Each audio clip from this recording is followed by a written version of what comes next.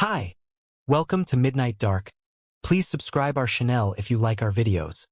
Thank you. Let's start the main story, The Haunted House of Foxwood and Reindeer Manor. Part 1. Some of the nicest people doing some of the strangest work. To pasty, with you I can only improve.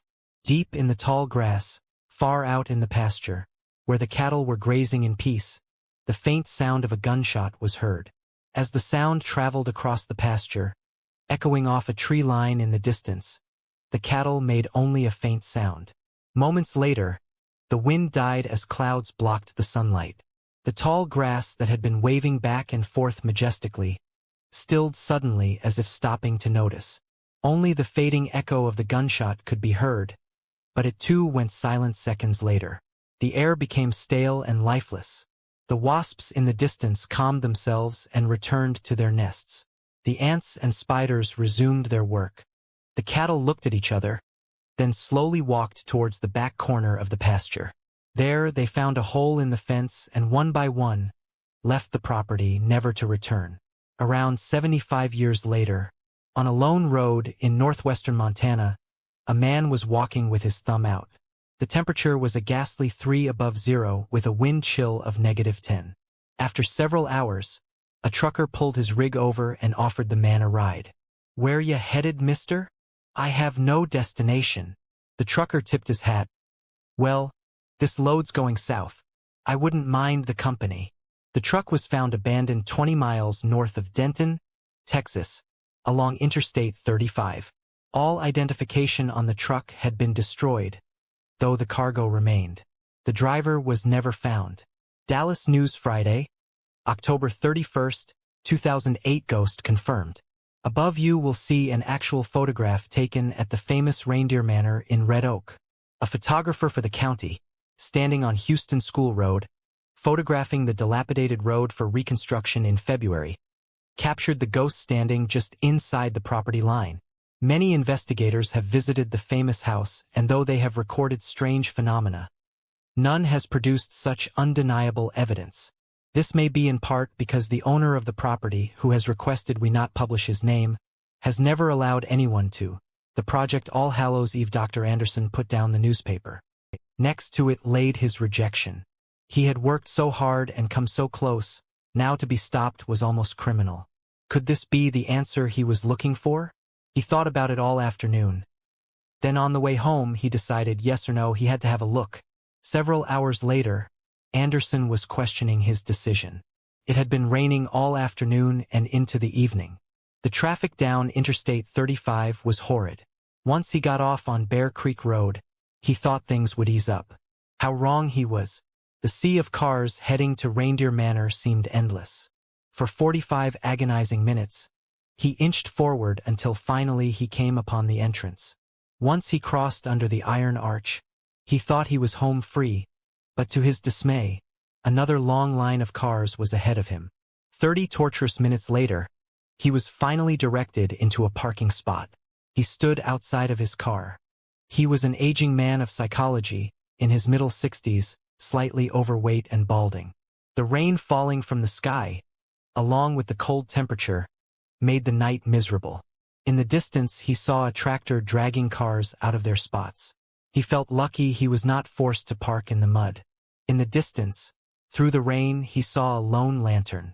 It glowed yellow, signaling all those around, "Over here, come to me." With their heads bowed, the people resembled zombies, walking mindlessly towards the lantern. Anderson was cold and his clothes were quickly saturating. He questioned his thought process and choice to venture out on this night. Only the prospect of completing his life's work gave him the motivation to continue on. As he reached the lantern, he was relieved to see an awning, just beyond the light. Under the awning stood a crowd of people, waiting for something, transportation of some kind.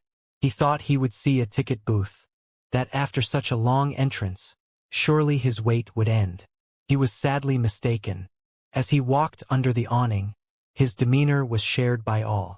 No one was talking, instead huddling together for warmth. The howl of the wind whistled through the trees as a light in the distance broke through the darkness. Everyone scooted forward as the tractor drove past them and revealed a long trailer with seats of hay. Once the tractor came to rest, they boarded. Because of his bad leg, Anderson was the last to get on.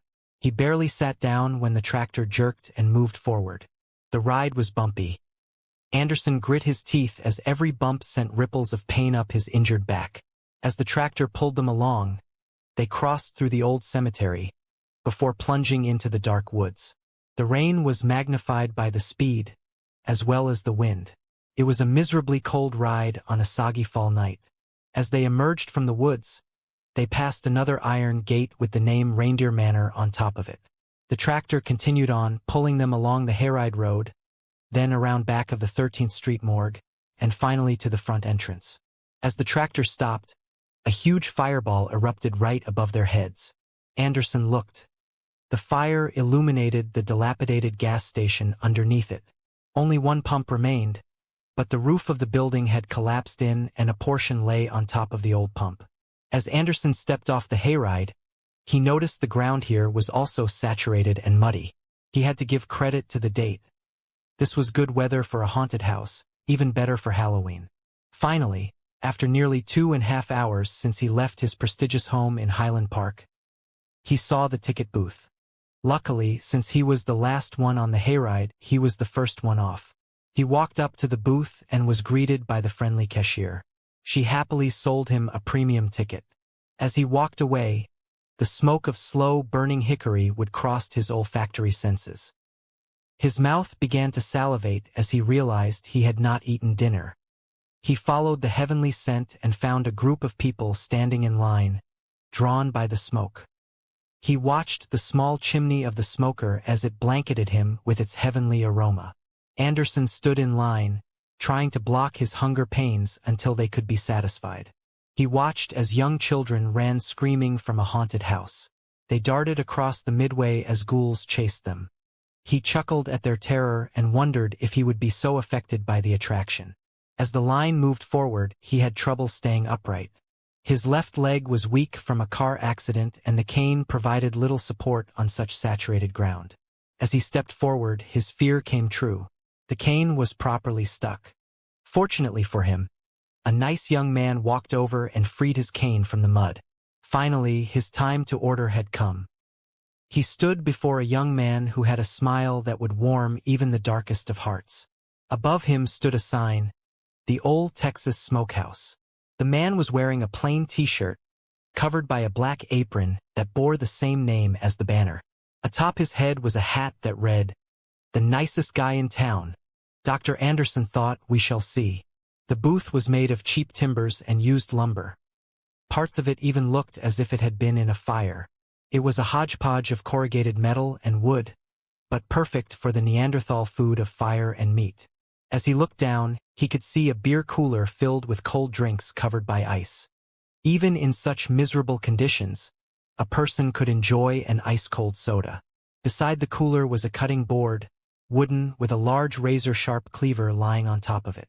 Besides that was a portable steam table, no doubt, where the delicacies of the barbecue were held. The man smiled and said, "How are you tonight?" "I'm fine." "That's great. Now, how are you really?" What a persistent man, Anderson thought. "Actually, I'm cold, tired, and regretting coming out here with my cane." The barbecue man looked at his watch. "I can understand. It's Friday, it's Halloween, and it's half an hour till midnight. A lot of people are out here." Anderson rolled his eyes. "So what's the deal with these houses? What's so special about them?" "Well, since you're now the only one in my line, let me tell you a story." Anderson motioned with his hand. "Please do." In the early 1900s, a 2-story wooden house stood on the site of the current house. The owner of the house was James Sharp, a prominent Texas oil pioneer and banker who partnered with Howard Hughes Sr. in the famed Sharp Hughes Tool Company. He leased the house and property to a family of Swedish immigrants because he was often away on business. Unfortunately, in the early hours of a morning in 1915, the silence of the farm was shattered by screams. Lightning had sparked a tragic fire which quickly consumed the wooden house. The entire family of sharecroppers, including several small children, perished in an unspeakably horrific death.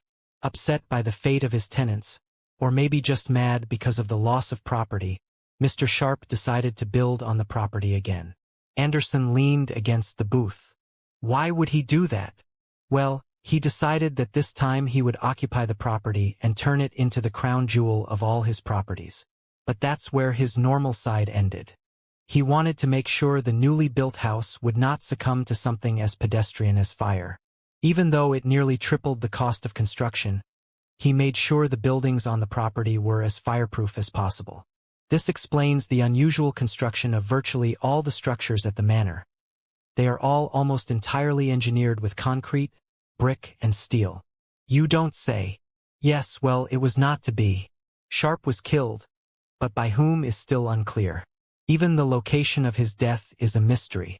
Some say he was killed in the manor, by his mistress and his wife. Some say it was just his mistress. Additionally, there is some proof that he was killed at his city house in Oak Cliff. Even the details of his affair with his secretary are off. Some say they were married. Some say it was a general affair, and some say he was a devoted father and would never succumb to such temptation. Aha! The barbecue man looked around, making sure he was not missing out on any customers. He leaned in to the professor. Well, the fact is, no one really knows who killed Mr. The details are vague because of the bare semblance of an investigation at the time. The widow Sharp didn't want her husband's rumored infidelity widely known. She applied pressure on the county sheriff to quickly close the investigation and thus end the wild speculation of the press and neighbors. However, a darker rumor still circulates, that Mrs. Sharp and his mistress, who may have been the second Mrs. Sharp, chopped him up and put him in the attic of the house. But that rumor really does not correspond with the coroner's report, which stated that the cause of death was due to the loss of 2 to 3 ounces of brain substance. Now, it gets even more interesting. In 1917, shortly after the death of his father, James Sharp's eldest son, James Jr. moved into the newly completed manor, but the legacy of misfortune continued. He developed quite a prosperous farming and ranching operation in addition to breeding horses for harness racing. Between 1918 and 1928, additional buildings were added to the grounds, from servants' quarters to a carriage house with various and sundry additions which a large manor of a wealthy family was expected to have. Everyone thought the Sharp family had survived the untimely death of its patriarch and had even come out better for it. However, James Jr.'s stewardship of the property was cut short with the onset of the Great Depression in October of 1929, which thrust the once wealthy family into poverty. His wife, a prominent spiritualist at the time, was convinced that the family and the manor itself were cursed. With creditors threatening, Jr. began to act strangely. As the rumors of insanity spread within the staff, he receded more and more into himself, shunning those with whom he had been quite open. He spent more and more time with his wife in her unholy pursuits. Constantly tormented by the whispers of a Sharp family curse, James and his wife were obsessed with finding a solution to their woes. Strange folk were seen going in and out of the great house. From psychics to witch doctors, Mr. and Mrs. Sharp invited anyone with access to the occult to their bedroom in the vain pursuit of lifting the hex.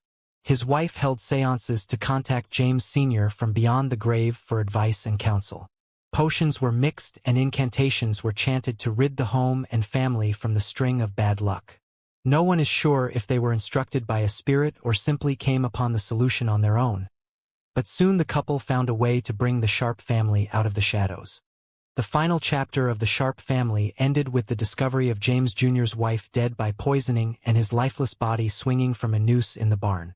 To this day, it is unclear who killed whom or if it was a suicide pact. Either way, the curse was lifted. Anderson smiled. Well, I'll be. That's a tumultuous history, all right. Well, if you have a bit more time, there's more. Anderson was beginning to sense a gold mine lay here. Son, I've got all night. He smiled. Well, years after the Sharp family was no more, a man named Jonathan Maybrick leased one of the barns for his residence and funeral parlor, which he named the 13th Street Morgue, presumably after his first location in Alvarado. He was able to create a state-of-the-art embalming facility, funeral chapel, and crematory. The north end of the barn was converted into a residence, while the south end became storage for the horse-drawn hearse. The land to the west of the building was used to bury folks who could not afford a plot in the city cemetery. Even today, The owner still enjoys sizable tax discounts on the property for the paupers' graves. The Mabricks did well at their new location, but trouble began to brew when a local criminal met his end in a botched bank robbery. During the crime, a local widower's 16-year-old daughter was shot and killed. The widower, Alfred Helm, religiously kept his 3 children indoors for fear of losing them like he lost his wife. In a strange twist of fate, he had sent his eldest daughter, Abigail, to the bank that afternoon. The robber, Raymond Reynolds, an out-of-work railroad employee, killed the bank teller and Abigail for no apparent reason, though it was suspected that the teller resisted the robber's demands. As he tried to flee, he was shot dead by the town's only police officer. After the shootings, Raymond's mother came to the morgue to make final arrangements for her son. Even though Mr. Maybrick was hesitant to arrange the funeral for such a notorious villain, he finally acquiesced because he ultimately needed the money. Alfred Helm was not at all happy to hear the news that the murderer of his precious Abigail was to receive a proper funeral when he had to lay his child to rest on his own land with his own shovel. There were rumors that Helms would show up at the funeral and cause trouble, but on the day of the event all was quiet. A few months later, close to Christmas time, the memories of the robbery and shootings were beginning to fade. But in the early morning hours of December 13th, Alfred cut the phone lines and broke into the morgue. Dressed as Santa Claus to fool the children, he made his way into the Maybrick home and into each of their bedrooms. After strangling the 2 small children, the wife, and finally Jonathan himself, Alfred sat in the Maybricks' living room and shot himself in the chest. The note he left reads simply, "Please watch after my children. They are the product of an unholy mind." After years of abandonment, I believe the Red Oak Fire Department used Reindeer Manor as a training ground, since the house would not burn. However, strange reports of floating objects and unexplained noises unnerved some of the firefighters. They petitioned the town for a new facility, and in 1974, they received it. Shortly after, it was determined by the leaders of the department that the strange events that occurred on the property could make for an interesting attraction. At that point, the haunted house at Reindeer Manor was born. Years down the road, it was bought and run by an unnamed family who eventually sold to the current owner. When the history of the morgue was discovered, they decided to exploit that history as well. However, they have had more problems with the barn than the house. Some say the true evil lies there, where Junior hung himself and Alfred did his killings. Anderson saw spots before his eyes. He grabbed the cutting board to stable himself as his cane hit the ground. The barbecue man reached across the cutting board and grabbed him, stopping him from falling. Anderson stood up and regained his balance. "I'm sorry. I'm not sure what happened." He smiled. "That's all right here. Just take a sandwich. It's on me. Just sit down and take it easy." "Thank you." He took it and walked over to a table. As he sat there, he thought about the history and the newspaper article. It seemed too good to be true. He recounted days of wasted time spent staring at useless monitors and listening to the unexplained sounds of rickety old homes. Anderson finished the sandwich, then returned to the vendor. "Thank you for your kindness. May I have your name?" The barbecue man smiled at him. "Kevin. Nice to meet you, Kevin." "Say, if I wanted to investigate the house, how would I do that?" "Well, you would have to talk to Andy, he's the owner. Unfortunately, he also runs the special effects of Reindeer Manor, so he won't be available till the show is over." He raised his cane and smiled. "Thank you, sir." He walked away, hopeful he had found what he was looking for. He wandered over to Reindeer Manor and enjoyed the rooftop show, customers being put in the gallows, and the overall atmosphere. He stood in line and slowly inched his way ever closer to the house. Finally, after nearly 2 hours, he was escorted inside. Unlike the rest, though he enjoyed the acting, he was more enamored with the manor itself. He spent a good deal of time looking up at the ceiling, trying to authenticate that at one time this was a residence. After the show, a group of actors took Anderson to Andy. As he walked along the large concrete porch of the house, he came to a special window. Inside, a man, thin, in his late 40s, was finishing up some kind of paperwork. Around him were knobs, buttons, computer screens, amplifiers, and ropes that disappeared into the ceiling. The man looked up and saw him. "What can do for ya?" I'm sorry for staying behind, but I was told I would have to wait till the show was over to talk with you. My name is Dr. Jonathan Anderson. Nice to meet you. I'm Andy. Now you waited a long time, doctor. What can I do for you? Anderson leaned his cane against the window. I want to investigate the house. How might I go about that? Well, during the week, I will be happy to give you a private tour. We have prices for private parties. No, I want to stay in the manor. Andy sat back in his chair. No one spends the night here ever. I am willing to make it worth your while. I have the backing of the psychological department at the university. The picture we saw in the paper has generated quite a bit of enthusiasm. Andy folded his arms. Dr. Anderson, there are places in this house that are sealed off. Not even I will go there. You have to understand, this place is like a museum. Enjoy it while you're here, but let it be. Let whatever resides here rest. You're doing no one any favors by stirring up further controversies. It's just a Halloween attraction. It's best if you leave it that way. He was not deterred. But you know it's more, much more. You're selling the history of the house. Why do you deny its true form? I made the mistake of staying in the house after I bought it. I thought it would be a neat experience. Sometimes things happen to visitors that are out of my control, but for the most part, people come and people go, and they have a good time. Please go back to the university. Leave this house alone. I can't do that. Though you're warning me, it's only furthering my curiosity. I am offering you $100,000 to allow myself and a staff of my choice to reside in the manor for 5 days. This is what I want. Return the house to its original design. Open up any sealed-off areas. After 5 days, we will leave and make no further requests of you. Andy shook his head. I don't. $100,000 plus the cost to take down and rebuild. Take it or leave it. Anderson put his business card down and walked away. The next day, Andy approved the deal. Obsession, he was standing at the door of Reindeer Manor, eager to enter. The fact that he was there alone did not register. He reached out, but as he touched the handle, a sense of dread came over him. Though he could only hear the leaves dancing in the wind, he felt as if something or someone was calling him. A whisper, "Open the door." He backed away.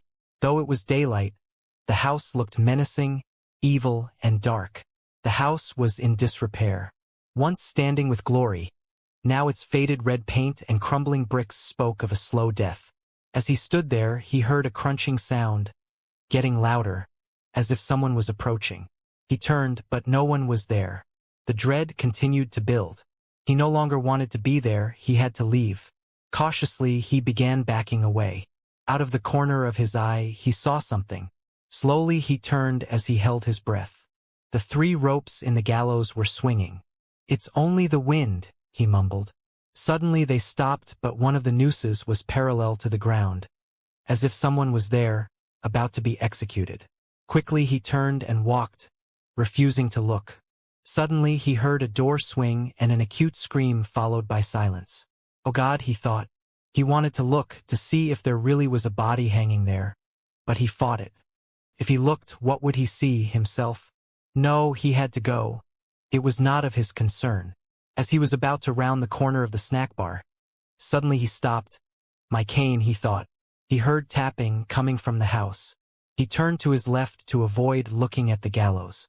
In the upstairs window, there it was, leaning against the glass. He shook his head. They want me to come inside, he thought. No, I have to leave. I have to get out of here.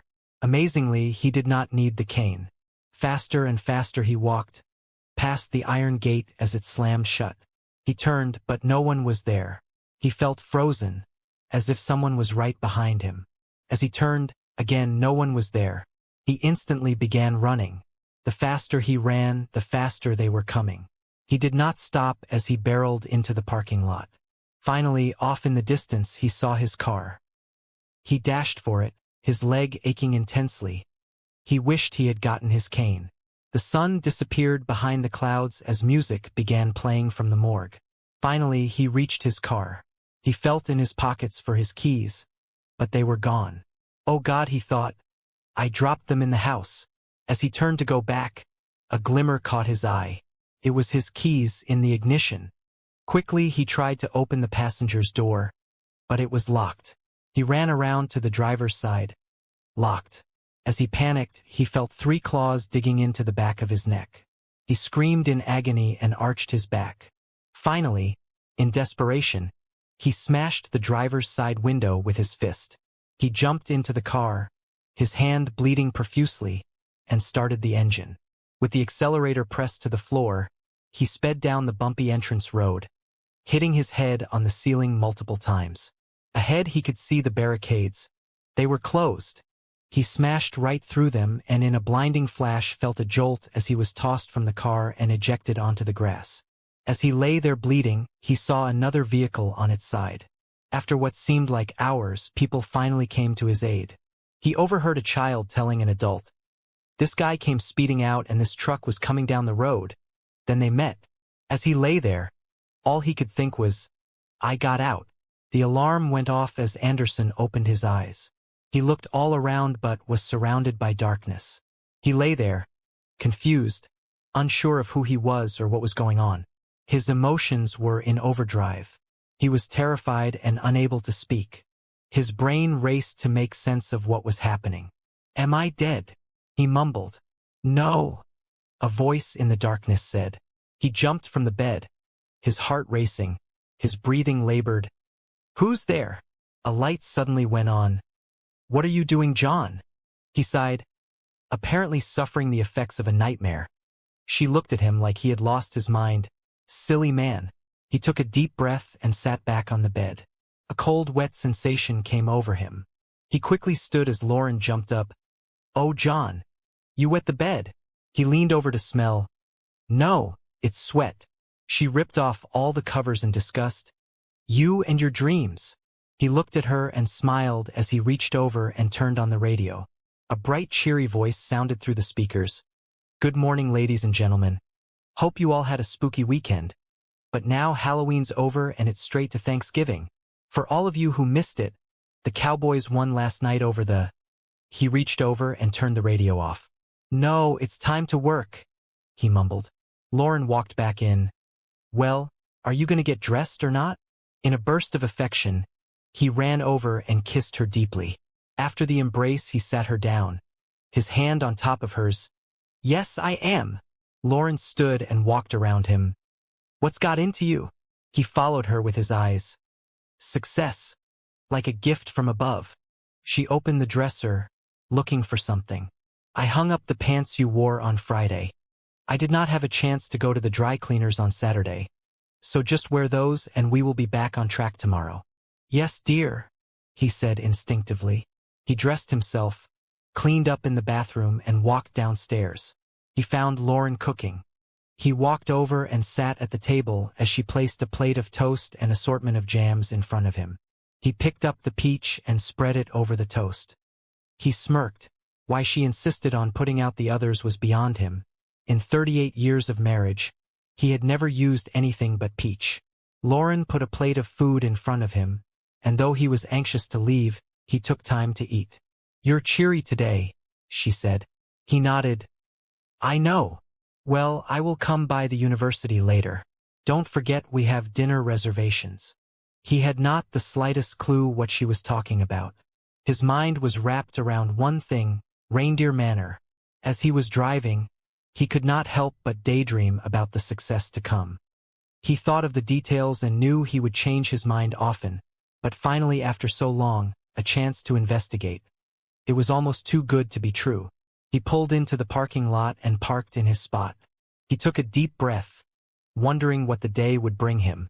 Quickly he gathered his things and hurried to his office. As he entered, he was grateful his secretary was already there. "Good morning, Dr. Anderson." He smiled and bowed. "And good morning to you, Mary. Well, what has you in such high spirits?" The thrill of the chase. She was ecstatic. It had been so long since he had gone on an investigation.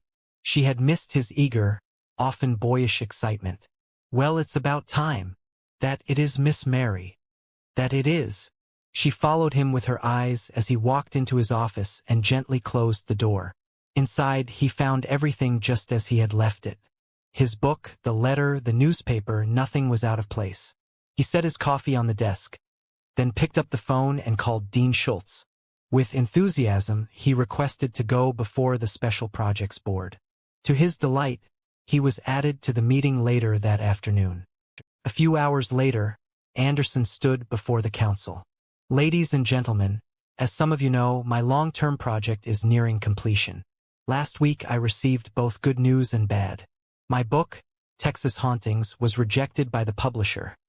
However, it was only rejected because of a lack of content. The publisher wants an additional haunting to make it an even 10. They need something with more substance, different from the rest. I believe I have found my final subject, Reindeer Manor. Though this is a Halloween attraction, and though it has been investigated before by my colleague, Dr. Weinstein, never in the history of the house has an investigator spent the night. The owner has refused to allow staying guests, that is, until now. As most know, my department rarely uses its entire budget. In the accounts, my department has $285,000 allocated for special projects. I intend to withdraw $150,000. These funds will be used to rent the entire property of Reindeer Manor, to pay for the rental cars, new equipment, supplies, and 3 additional assistants. Anderson uncovered the aerial photograph of the property. He used a laser pointer to focus the group's attention. On the right, you will see the main house. This is the Sharps' residence. James Sharp of the Sharp Hughes Tool Company began the construction of this house, but never saw it finished. He was killed allegedly by secretary, who was also his mistress, by a single gunshot to the head. I have to admit, my research is unclear on the fact that he was also married to his mistress while still married to his first wife. Some reports say yes, some say no, but he did have an ongoing affair while his wife and children remained in New York, pending the estate's completion. In addition to the coroner's report, there is also a rumor circulating about his wife and his mistress cutting up the body and leaving it in the attic. How and when he died remains a mystery. Afterwards, Mrs. Sharp sold her 50% of the company and remained in New York. Her eldest son, James Sharp Jr., was given the property to complete and reside in. Anderson pointed to the building on the far left. Jr. completed the house and also built this large barn to raise horses, some used in racing. Unfortunately, when the stock market crashed in 1929, Jr.'s investments were hit hard. He and his wife did not recover from this hit and sank deeper in debt as time went on. As their finances continued to suffer, they took more and more drastic actions to release them of the curse they felt they were under. They blamed the death of James Sr. on the family losses, citing, "The sins of the father will revisit the son." They turned to the occult and began séances in order to rid the house of the curse. They bricked up all the windows, invited witch doctors and dark priests into their home where they practiced all manner of depravity and dark ceremonies. There were several employees working the property. They reported seeing less and less of Sharp and his wife. From time to time, they appeared almost magically in the barn, 500 feet from the house. Though they practiced their new religion diligently, it didn't prove to be the problem solver they were looking for. Over time, the banks and lenders grew tired of waiting for the back payments. After many extensions, the lenders lost faith in their ability to regain profitability. They sent notices of foreclosure and threats of eviction to the Sharps. This only prompted them to descend further into the occult, until they had lost all sanity. In the last act, Jr. and his wife discovered an escape from their mounting problems. It is unsure how it all played out, but Jr. was found in the barn, dead by hanging. His wife was slumped over at the kitchen table, dead by poisoning. It was reported that there was no heir to the estate. However, Sharp's mother was still alive. It is unclear if she refused to assume the debt or if she had any options at all. In any case, the property fell to the lenders, who sold it to the county. Anderson looked at the council. He was pleased to see he had not lost their attention. That, in itself, would make the house worth investigating, but there's more. A man named Jonathan Maybrick leased the barn on the left and turned it into a funeral home. One of the councilmen rolled his eyes. Anderson addressed him. "Dean Schultz, you can't make this stuff up." Schultz motioned for him to continue. The Mabricks were a normal family with an odd way of life. They performed numerous funerals, some in coordination with the county per their lease, for those who were of low income. Their troubles started when a man named Raymond Reynolds was killed during a botched bank robbery. The father of Reynolds sought out the Mabricks to perform a quiet funeral. Unfortunately, the news of the funeral did get out, and Alfred Helm was furious. Now, you might be asking, who was Alfred Helm? He was a strong-minded fellow who lived peacefully and privately with his family. On the day of the robbery, he allowed his eldest daughter to run an errand to the bank. Unfortunately, she was killed during the robbery. Several months passed and Reynolds was buried, presumably in the county cemetery just west of the funeral home. Christmas was approaching, and the joy of the holiday hit the Helm household hard. Alfred, reportedly dressed like Santa, snuck into the Mabricks' home and strangled each family member. Afterwards, he sat in their living room, wrote a suicide note to his children, and then shot himself. Since that time, the property has gone through several families, some reporting strange events and leaving soon after. Others left because of the odd construction and difficulties in remodeling. Schultz spoke up. Why would the house be hard to remodel? Anderson put down the laser pointer.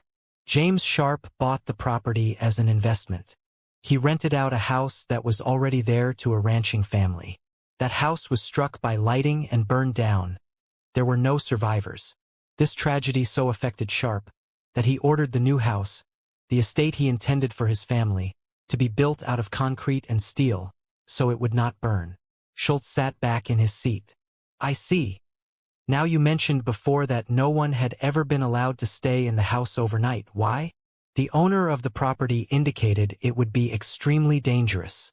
Then why is he allowing you to stay there? Anderson gripped the podium with both hands. To be perfectly honest, Dean Schultz, because money talks, I offered him $100,000 to lease the entire property to me for 5 days. As a part of the deal, he and those at the morgue must remove all props from the house and restore it, as it was, before it became the Halloween attraction. The group whispered amongst themselves. The large amount of money was a sticking point for the council.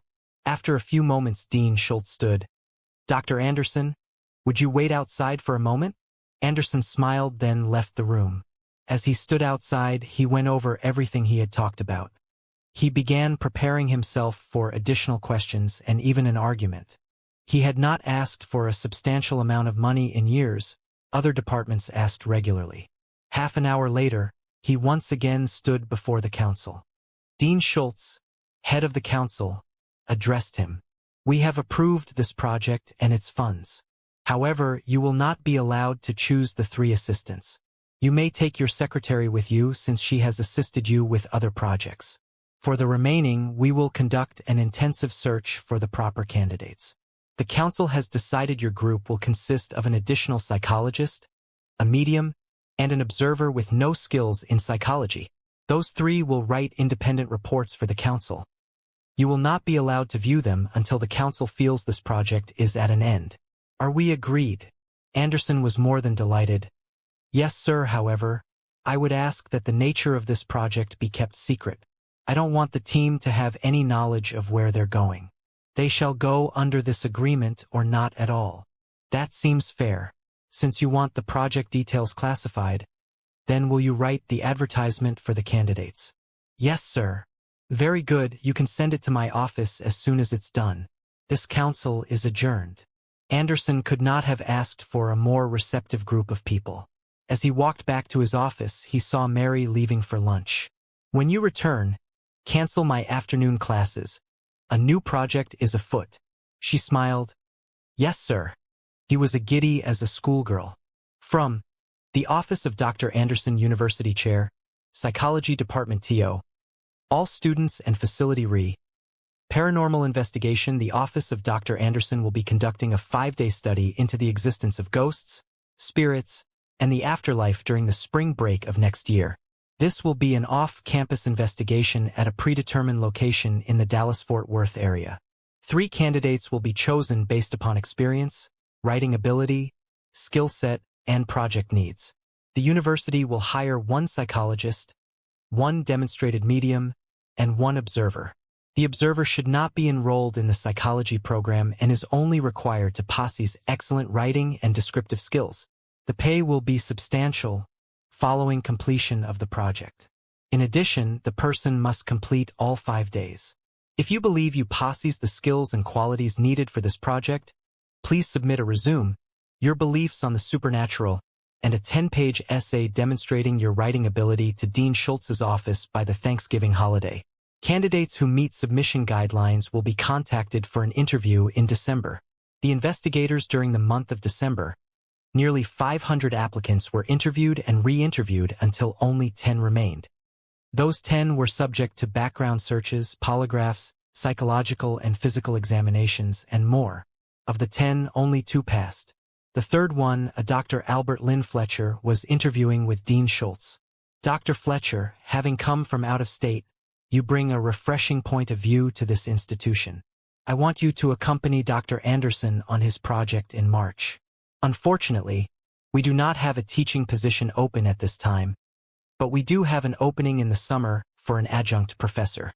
Fletcher nodded at him. Can I ask why you want me to accompany Dr. Anderson? He frowned. Honestly, it's best if you go without knowing. If what I think is true, you will reveal that on your own. Schultz eyed him. Do this for me and the university will guarantee you a teaching position next fall. Fletcher raised his eyebrows. What about my background? It seems your human resources department cannot locate me. Schultz stood and motioned for Fletcher to leave. I think by the end of this project we will have a good idea of who you are. Don't discuss our arrangement with Dr. Anderson if he asks. Tell him you were chosen by the committee, just as the other candidates. Now please, wait outside and my secretary will provide you a packet that will get you on Dr. Anderson's team. Fletcher walked out of the office. He took a seat and waited. Dean Schultz called Anderson. Are you sure about this? Quite sure. He'll be down in a moment. Dr. Albert Lynn Fletcher as Mary typed up new guidelines for Dr. Anderson's classes. A man in his early 50s, with dark hair, a full beard, standing about 5'9", skinny, and with yellow teeth approached her. The stench of cigarettes announced his presence before he could speak. Mary gracefully reached into her purse and retrieved a bottle of perfume. She sprayed the pleasant liquid in front of her nose. Afterwards she looked at him. May I help you? He handed a yellow envelope to her. She opened in and read the judgment. Congratulations, Dr. Fletcher. Seems you're the chosen psychologist to assist Dr. Anderson. He smiled. Thank you, ma'am. Mary stood. Let me see if he's available. Anderson was sitting in his office, studying the picture from the Halloween edition, looking for any imperfections or signs of trickery.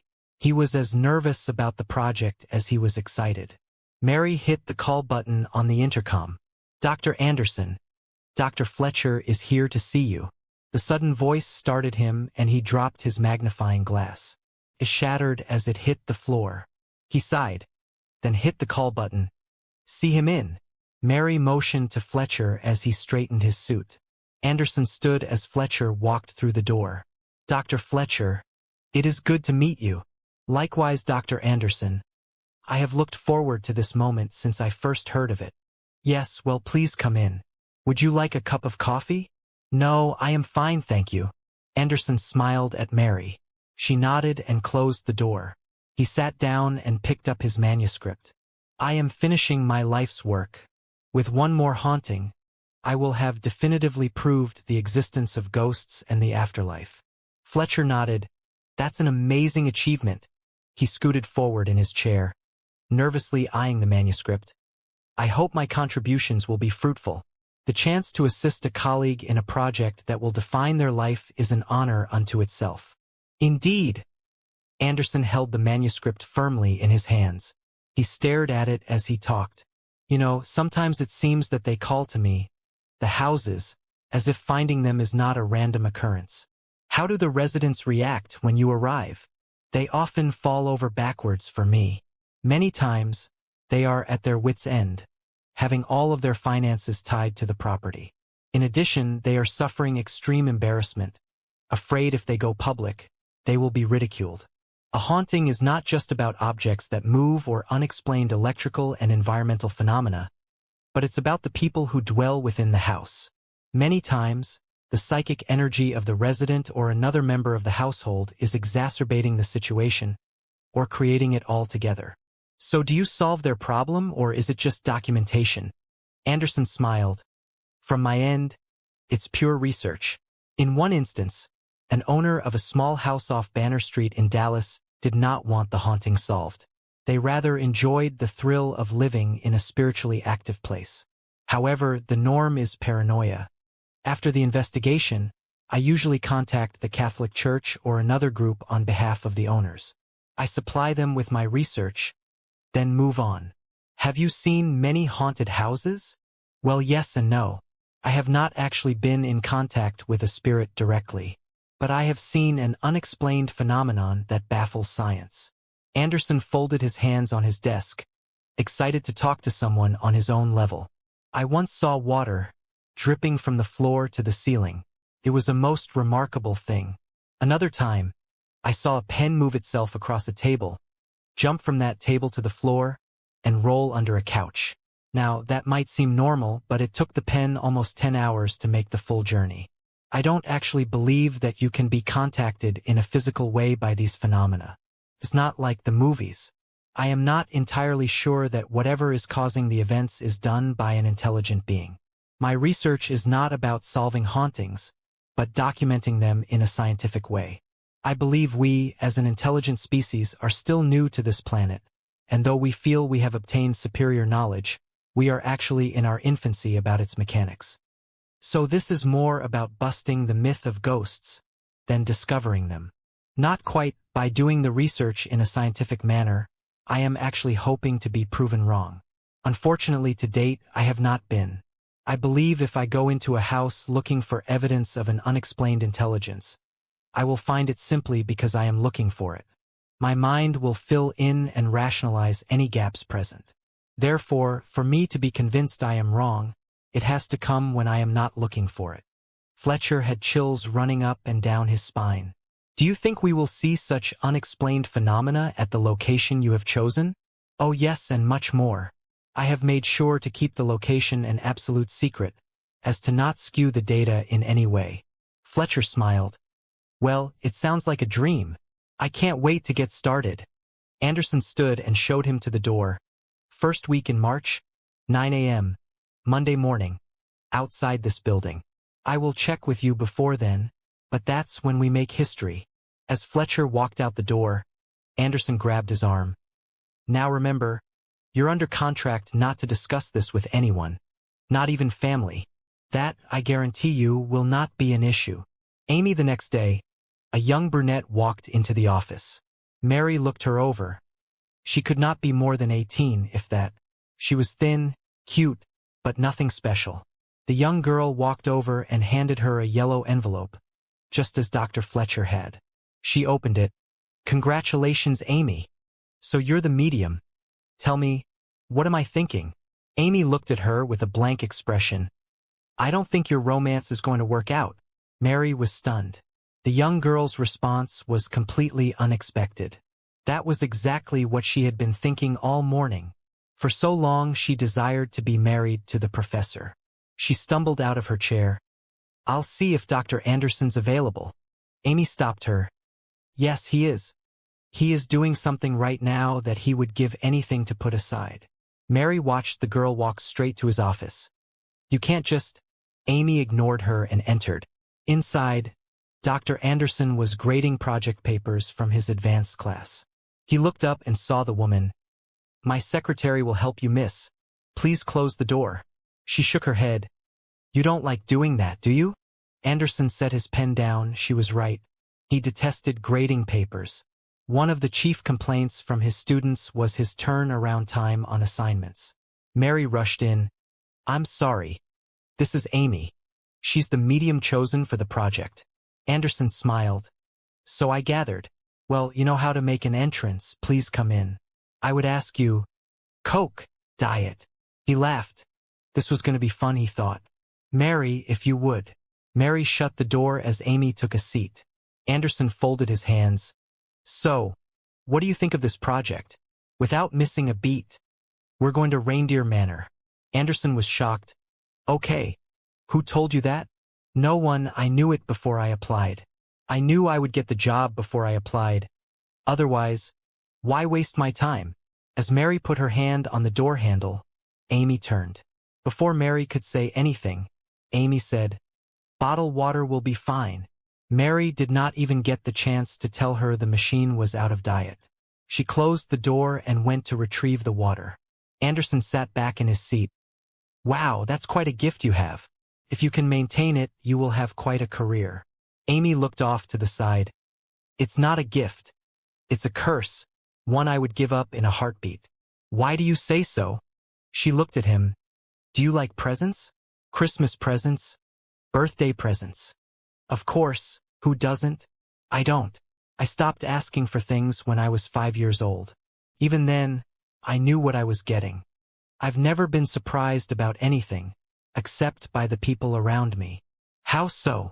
I can't maintain friendships, certainly can't keep a boyfriend. I already know what they want, and though I have seen many of my peers in good relationships, I can't do that. I can't let a person make natural mistakes with me because I already know they're going to do it, so I shut them out. I once met a boy, obsessed with my body. I knew though he would make a wonderful father, and if I allowed him into my life, we would have several children. Then why did you stop him? Because I already knew how he was going to die. I can't live that way. Anderson sat back. Do you sense those things in everyone?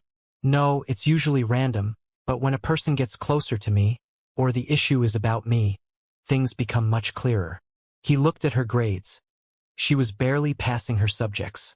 If this gift is so powerful, how do you explain your GPA? If I was to get every question right on every test, in every subject, on every grade level, do you think I would be free? I suppose not. That's why, Dr. Anderson. This was not the conversation he wanted to have. Okay. Back to the matter at hand. Why this project? Because I want to know about the afterlife. That's the one thing that eludes me. Hopefully this is one more step towards an answer I don't know, and a question I can't ask. He looked baffled. Why can't you ask the question? Because I don't know it, but I can sense its presence.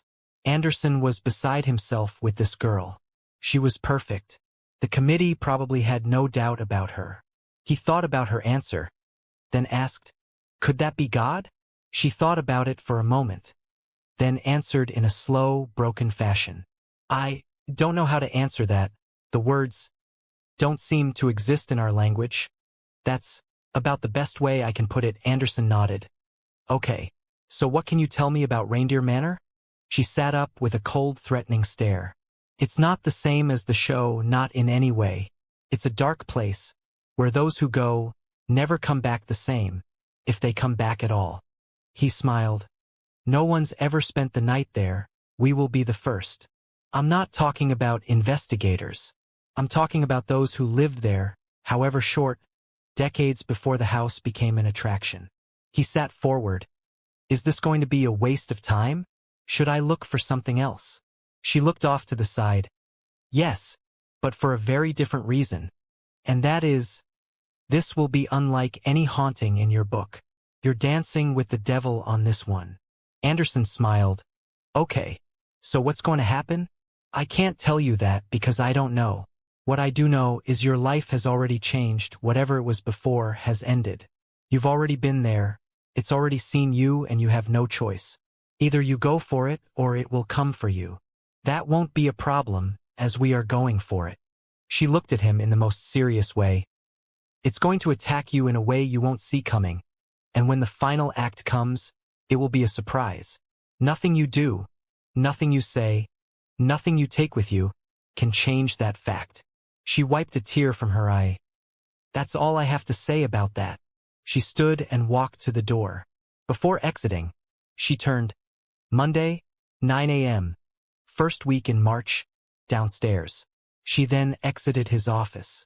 Anderson jumped up. A last-minute thought hit him. He hurried out of his office and saw Amy, standing there, by the front door. She looked at Anderson. Because it's what you needed, to meet me. Amy turned and left the office. Mary looked at him. What were you going to ask? He was shocked. I was going to ask. If she already knew what our conversation was going to entail, then why have it? Wow. Anderson returned to his office and sat back in his chair. What an amazing person, he thought. Jessie later in the day. A gorgeous woman with blonde hair and deep blue eyes walked into the office. Mary eyed her. She was obviously of wealth. Her clothes were designer and her purse looked as if it came from one of the high-end stores at North Park. Mary found her figure threatening. She looked as if she had been hand-sculpted by a master craftsman. She glanced at her chest. Fake, she thought. She instantly hated her. The woman walked up to her. I'm not sure if this is where I am supposed to be. Mary thought, in college or in this office. She smirked. Well, who are you looking for? Dean Schultz gave me this envelope. He instructed me to bring it, unopened, to this office. Mary rolled her eyes. Uh-huh. Well, give it to me. The woman handed her the yellow envelope. Mary opened it then sighed. She feared she would be spending time with this woman. In a snotty tone of voice, she said, Congratulations, Jessie. Seems you have won the position of observer. Jessie smiled. Yes, I know. So, what are we going to do? Mary looked at her and thought, we are not going to do anything. Just have a seat. Dr. Anderson is in class. He should be back shortly. 20 minutes later, Anderson walked in. He saw the beauty sitting, waiting for him, at least he hoped. He accepted the yellow envelope from Mary, then looked at the young woman. Follow me, Mississippi. Jessie stood and followed him into his office. Mary gave a glancing look at her shoes. Disgusting, she thought. Why can't I be spoiled like that? Jessie stood as Anderson sat down. He laughed. You can sit, you already have the job. This is only so I can meet you. She sat down. Okay. So what do you need me for? Well, you read the flyer. It's an off-campus investigation into paranormal activities. Yes, that part one got. But as an observer, what will I need to do? Anderson sat back. Well, what can you do? Besides the required writing, I can cook. Well, that's a start. What are you in college for? She smiled. Elementary school education. Very nice, so let me ask you, why do you want to do this?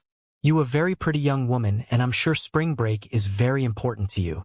She nodded her head. He was right. Spring break was important. The last 2 were spent at Padre Island. Not all of which she remembered. Well, like you said, I already have the job, yes? That's right. Well, honestly, it's for the money. I lost a bit a while back, and I don't want to tell my father about it. So I'm here to earn it back. Anderson eyed her. You know you won't be getting paid until after the project is completed? Yes, but I am okay till then. He sat back. Okay. What I expect of an observer is to keep your mind open to the possibility of unnatural events. Absorb everything around you and try to rationalize it in your own mind. Don't worry if it does not make sense, only that it happened. Recognize it, remember it, and confirm it without a reasonable doubt. Because you have no skills in psychology, it is very possible that your report will be the most important of the 3. Without knowledge of the intricacies of the human mind, you can provide insight that I or one of the other investigators may miss or disregard. Do you think you can handle that? She looked at him. Basically keep my eyes and ears open and my mouth shut. That's a cruder way to put it. Yes, I can do that. Okay. Well, if there's nothing else, be in the parking lot outside at 9 a.m. Monday morning, first week in March. Jessie smiled and stood. As she was leaving, Anderson reminded her, Remember, you're under contract. Be careful who you talk to. Okay? She nodded her head as she walked out. Mary glanced at her, jealous of her wealth, and Jessie could tell. She knew the look. She walked past her like she was not even there. Later, that afternoon, Mary went into Anderson's office to pick up the graded papers. As she entered, she found him staring out the window. He turned. What did you think of that girl? Mary smirked. Little Miss Prissy? No, Anderson laughed. Amy. She was strange. A very odd individual. Yes, she was. Over the next several months, Anderson visited several audio/visual suppliers to pick out the exact cameras and sensors he needed. Every single detail was pored over with absolute precision. He wanted to make sure that both his equipment and his team complemented each other and the project. Though at times he was exhausted, Mary knew he was having the time of his life. Day 1 introducing Reindeer Manor finally. After months of waiting, painstaking meetings, and hours of technical study, March had come. Anderson had been in his office for nearly an hour. He worked on different projects, drank several cups of coffee, and even stared out the window. He was anxious to go. Why aren't they here, he thought to himself, it's almost 9. Though he was early, he was hoping they would be too. At 8:45, 2 white Ford Explorers pulled up in the parking lot. Anderson grabbed his cane and walked downstairs. He found the 2 drivers leaning up against the back. What are you waiting for? Go up to my office, room 212, and bring down all the cases and my luggage. The men jumped into action. Anderson stood there impatiently. After the men loaded the vehicles on Anderson's command, they started the engines. Please cool down the interior. At 8:58, a small purple Chevrolet pulled up. Amy, the young medium from Duncanville, stepped out of the vehicle, retrieved a bag, and then walked over. Anderson smiled at her. Thank you for being on time. She did not know what to say. She felt as if she was going to a funeral. She smiled half-cocked, then got into one of the cars. Anderson did not even have to tell her which one she was riding in. A moment later, Mary arrived. She placed her bag in the vehicle with Anderson's equipment. She stood by the professor's side and made small talk. 2 cars then drove into the parking lot. The first one to park was a black BMW with a sorority bumper sticker. Jessie, the observer, stepped out of the car. She seemed less than pleased that this was how she was going to spend her spring break, but she needed the money desperately. The past few months had become difficult, and though her family was wealthy, her father had a bit of temper when she overspent her allowance.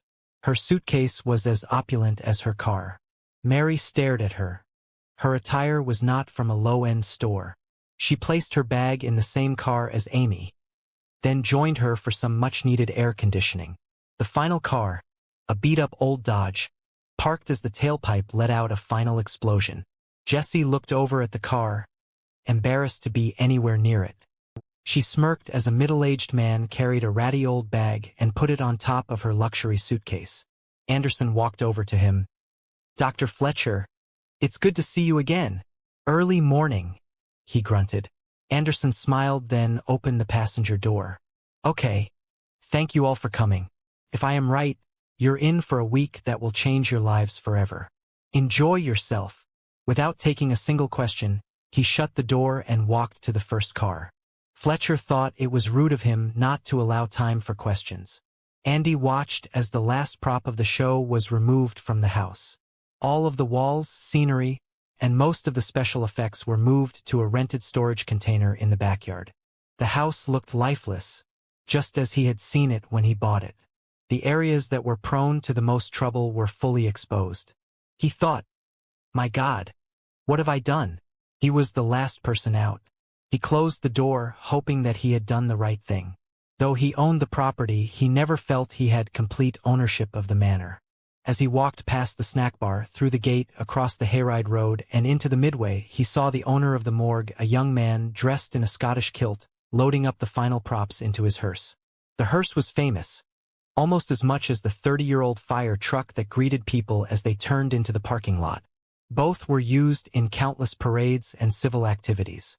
The man closed the back door, waved goodbye, got into the hearse, and drove off.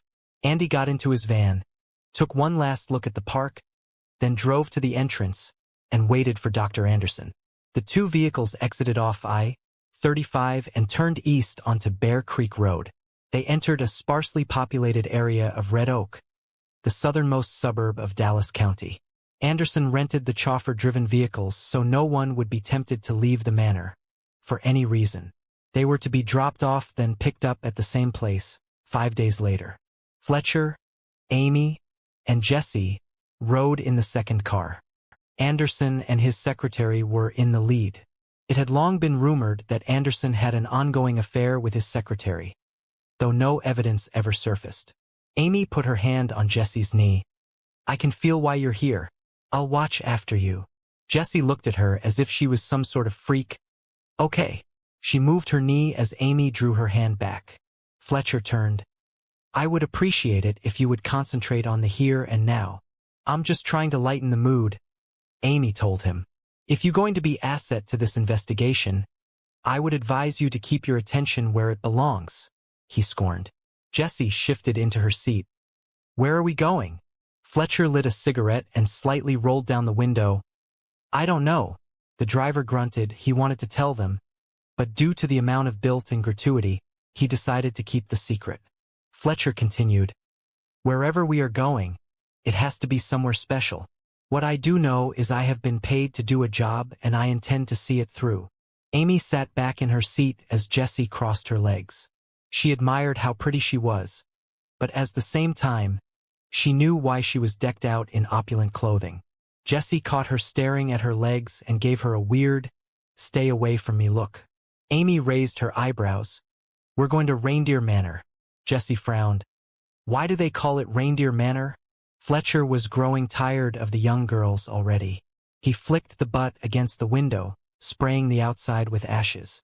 Though he was listening, he pretended not to. Amy looked at her. Actually, that part is not a mystery. Reindeer Manor was named from the road. Reindeer Road. The name is for the haunted attraction only. When the house was used as a residence, as far as I know, it bore no name. Today, the entrance to the park is off Houston School Road, which does intersect Reindeer. Though the entrance has changed, the name remains. So exactly who haunts the house? The driver spoke up. As long as one of the investigators knew where they were going, he no longer had to keep quiet. The house is haunted by a number of spirits. Of them all, in my opinion, Raymond Reynolds is the worst. His cowardly act of lawlessness destroyed a prospering family. Sad really, but that's a part of the legacy. In the lead car, Anderson sat back with his secretary nuzzled against him. I hope this house is not too private, she whispered. Anderson rolled his eyes. No, my dear, we have a full crew and a mission to attend to.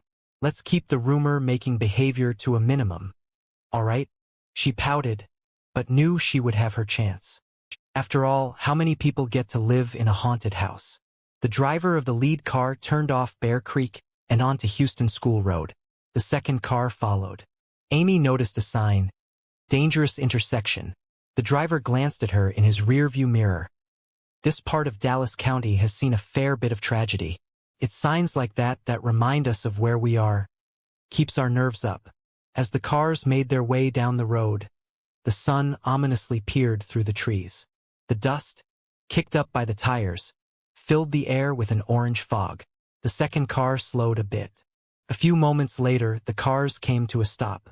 The occupants of the second car watched as Dr. Anderson exited the car and walked out of sight, obscured by dust. A few moments later, he emerged from the cloud and walked toward them. As he approached the passenger side, Fletcher and Amy rolled down their windows. I have unlocked the barricades. This is the entrance to the property. Everything should be in place. Anderson turned as a van drove up. He looked back at Fletcher. It's the owner. I'll only be a minute. Andy rolled down his window as Anderson approached him. Dr. Anderson, I'm glad you're on time. I'm always on time. Well, I've done my part. The property is ready for you. Do you have my money? Anderson handed him a brown envelope. Inside he found a check for $100,000. He looked up. Our agreement was expenses as well. Anderson nodded. Yes, once you have restored the house to its former, contact me, and I will send out another check. Good enough. Well, enjoy your stay. He rolled up the window and drove on. Suddenly Anderson's secretary emerged from the first car. She was screaming at the driver as she quickly pulled the suitcases out with her. Anderson quickly walked over. Hey, all you have to do is take us to the house. That's all. The driver shook his head. No, I will wait here. You can take the car inside. Then bring it back to me. Anderson rolled his eyes. Whatever. The driver stepped out and leaned against one of the pillars supporting the iron arch. Mary got back into the vehicle and looked out the window. She followed the pillar to the top, Across it read Reindeer Manor. Anderson got in the driver's seat. He started the engine and turned onto the private road. The second vehicle followed. After driving in a few feet, he stepped out of the car and walked back to barricades. The driver watched him. "It's your funeral man." Anderson looked back at him and said nothing. He thought, "No, it's your gratuity that's going to die." The barricades creaked and groaned as he pulled them shut. He wrapped the heavy-duty chain around the bars that locked it. He fiddled with the close sign to ensure it was properly placed. As he stood there, he felt a cold shiver run down his back. For a mere moment, he was frozen, as if something was standing directly behind him, but soon the sensation was gone. He shrugged it off and walked back to the car. Once in, he continued down the road. It was a bumpy, potholed trail. On the right side, a bank of trees separated them from a pasture. To their left, a tall grass field that seemed to go on forever. A quarter of a mile down, the road took a sharp left turn. The trees were scarred and disfigured. Jesse thought, how many people have run off this road? After the sharp left, the road dipped into the trees and came to a three-way fork. Anderson sat there a moment as he decided which way to go. The passengers looked out the window and saw a dilapidated building to their immediate right. "That's where they used to keep the horses," Amy said. A moment later, Anderson spotted a sign on the ground. "Left to parking lot, straight for employees." He decided to go straight. Moments later, as he drove along the hayride road, he came to the iron gate. He looked at Mary. "We're here." The crew stepped out of the vehicles and was face to face with the large iron gate. On top was another arch that read Reindeer Manor. Anderson turned to the second car. "Driver, get the bags. Then take the cars back." The driver looked at him. "I can't drive both cars." "Sure you can, you just have to walk back for the second one." Anderson smiled, then looked at his crew. "Let's look around, shall we?" The gate was already open. They walked through it and saw the line entrance to the attraction. To their immediate left was the snack bar with a note pinned to the door. Fletcher retrieved it. "Anderson, this will serve as your kitchen." The house does not contain a kitchen anymore. Though many of the scenes and attractions have been removed, some remain. "We have rebuilt the interior of the house to its original appearance, but given the short amount of time, it is not exact." On the opposite side of the park, you will find the 13th Street Morgue. As well, they have returned the morgue to its prior look. I do request that you refrain from going into the Dungeon of Doom, as it's an added attraction, not associated with the history of the property. I have instructed my crew and volunteers to stay away during your stay. If you should need me for any reason, just call. Andy Fletcher rolled his eyes. "Great! A snack bar kitchen." Anderson turned and continued walking towards the house. "It will do fine for 5 days." As they turned the corner, the manor stood before them. "What a dump," said Jesse, sounding almost angry. "Look at all the trash around. This whole place is trashy. Broken down cars, piles of scrap wood, old washing machines, broken down construction equipment, busted electronics. Doesn't anyone ever clean this place?" Anderson rolled his eyes. "I don't think so. Besides, I have a feeling those broken items are there on purpose." Amy spoke up. "Yes, like a set design. Like the broken-down gas station along the curve, it's made to look like that, like a ghost town." Anderson smiled at her. "Yes, it's perfect. The long private dirt road, the dead man's curve, the fork in the road, the old iron gates, and all the broken stuff. It's absolutely beautiful." Jessie rolled her eyes. "One man's trash, I guess." As they stood and took in the house, Jessie noticed, "It has no windows." Fletcher lit another cigarette. "Yeah, it does. They're just bricked up. Why?" He rolled his eyes and walked forward, ignoring her. Jessie looked at him. What a jerk, she thought. Mary backed away from the house. Anderson reached over and gripped her hand. "We're here, my dear." The group walked onto the long concrete porch. Once they made their way to the end, Anderson pulled on the rusted steel door. However, it would not open. He pulled and pulled, but it refused to budge. He stepped back as the crew looked at him. "This is the entrance for the show. Perhaps it's not the door Andy intends for us to use. They walked around the house, careful to avoid holes, lumber, poles, wires, and all kinds of metal only a haunted house could love. The smell of mold and fungus was in the air. Soon they found the reason. The backyard was filled with pools of stagnated water. Suddenly the girls were slapping their legs in a blind fury. Mosquitoes were everywhere, feeding off the living like a horde of microscopic vampires. The group ran except for the professors who were smart enough to wear pants. Their exposure to the pests was minor. Amy, Jessie, and Mary quickly dashed back to the front porch, their legs now covered with blisters that soon would itch and torment them in their sleep. However, Amy was concerned for a different reason. She had not seen the attack coming. She felt as if her senses were somehow impeded by something. When the professors arrived on the front porch, they found the girls standing next to a rusty door. It was wide open. "That's strangely convenient," Fletcher said as he threw his cigarette butt on the ground. Amy rolled her eyes. "Not really. I opened it. There's a latch at the bottom." They wandered in. Mary clung to Anderson as he felt along the wall for a light switch. Fletcher reached into his pocket and pulled out a small flashlight. They used it to scan the walls for anything that would illuminate their surroundings. The wallpaper looked old and worn. Dust covered everything. Jessie kept her hands in her pockets, disgusted by the smell and look of the old house. After a time, Anderson located an old wall switch. He flipped it, but nothing happened. "Well, that's going to make things difficult.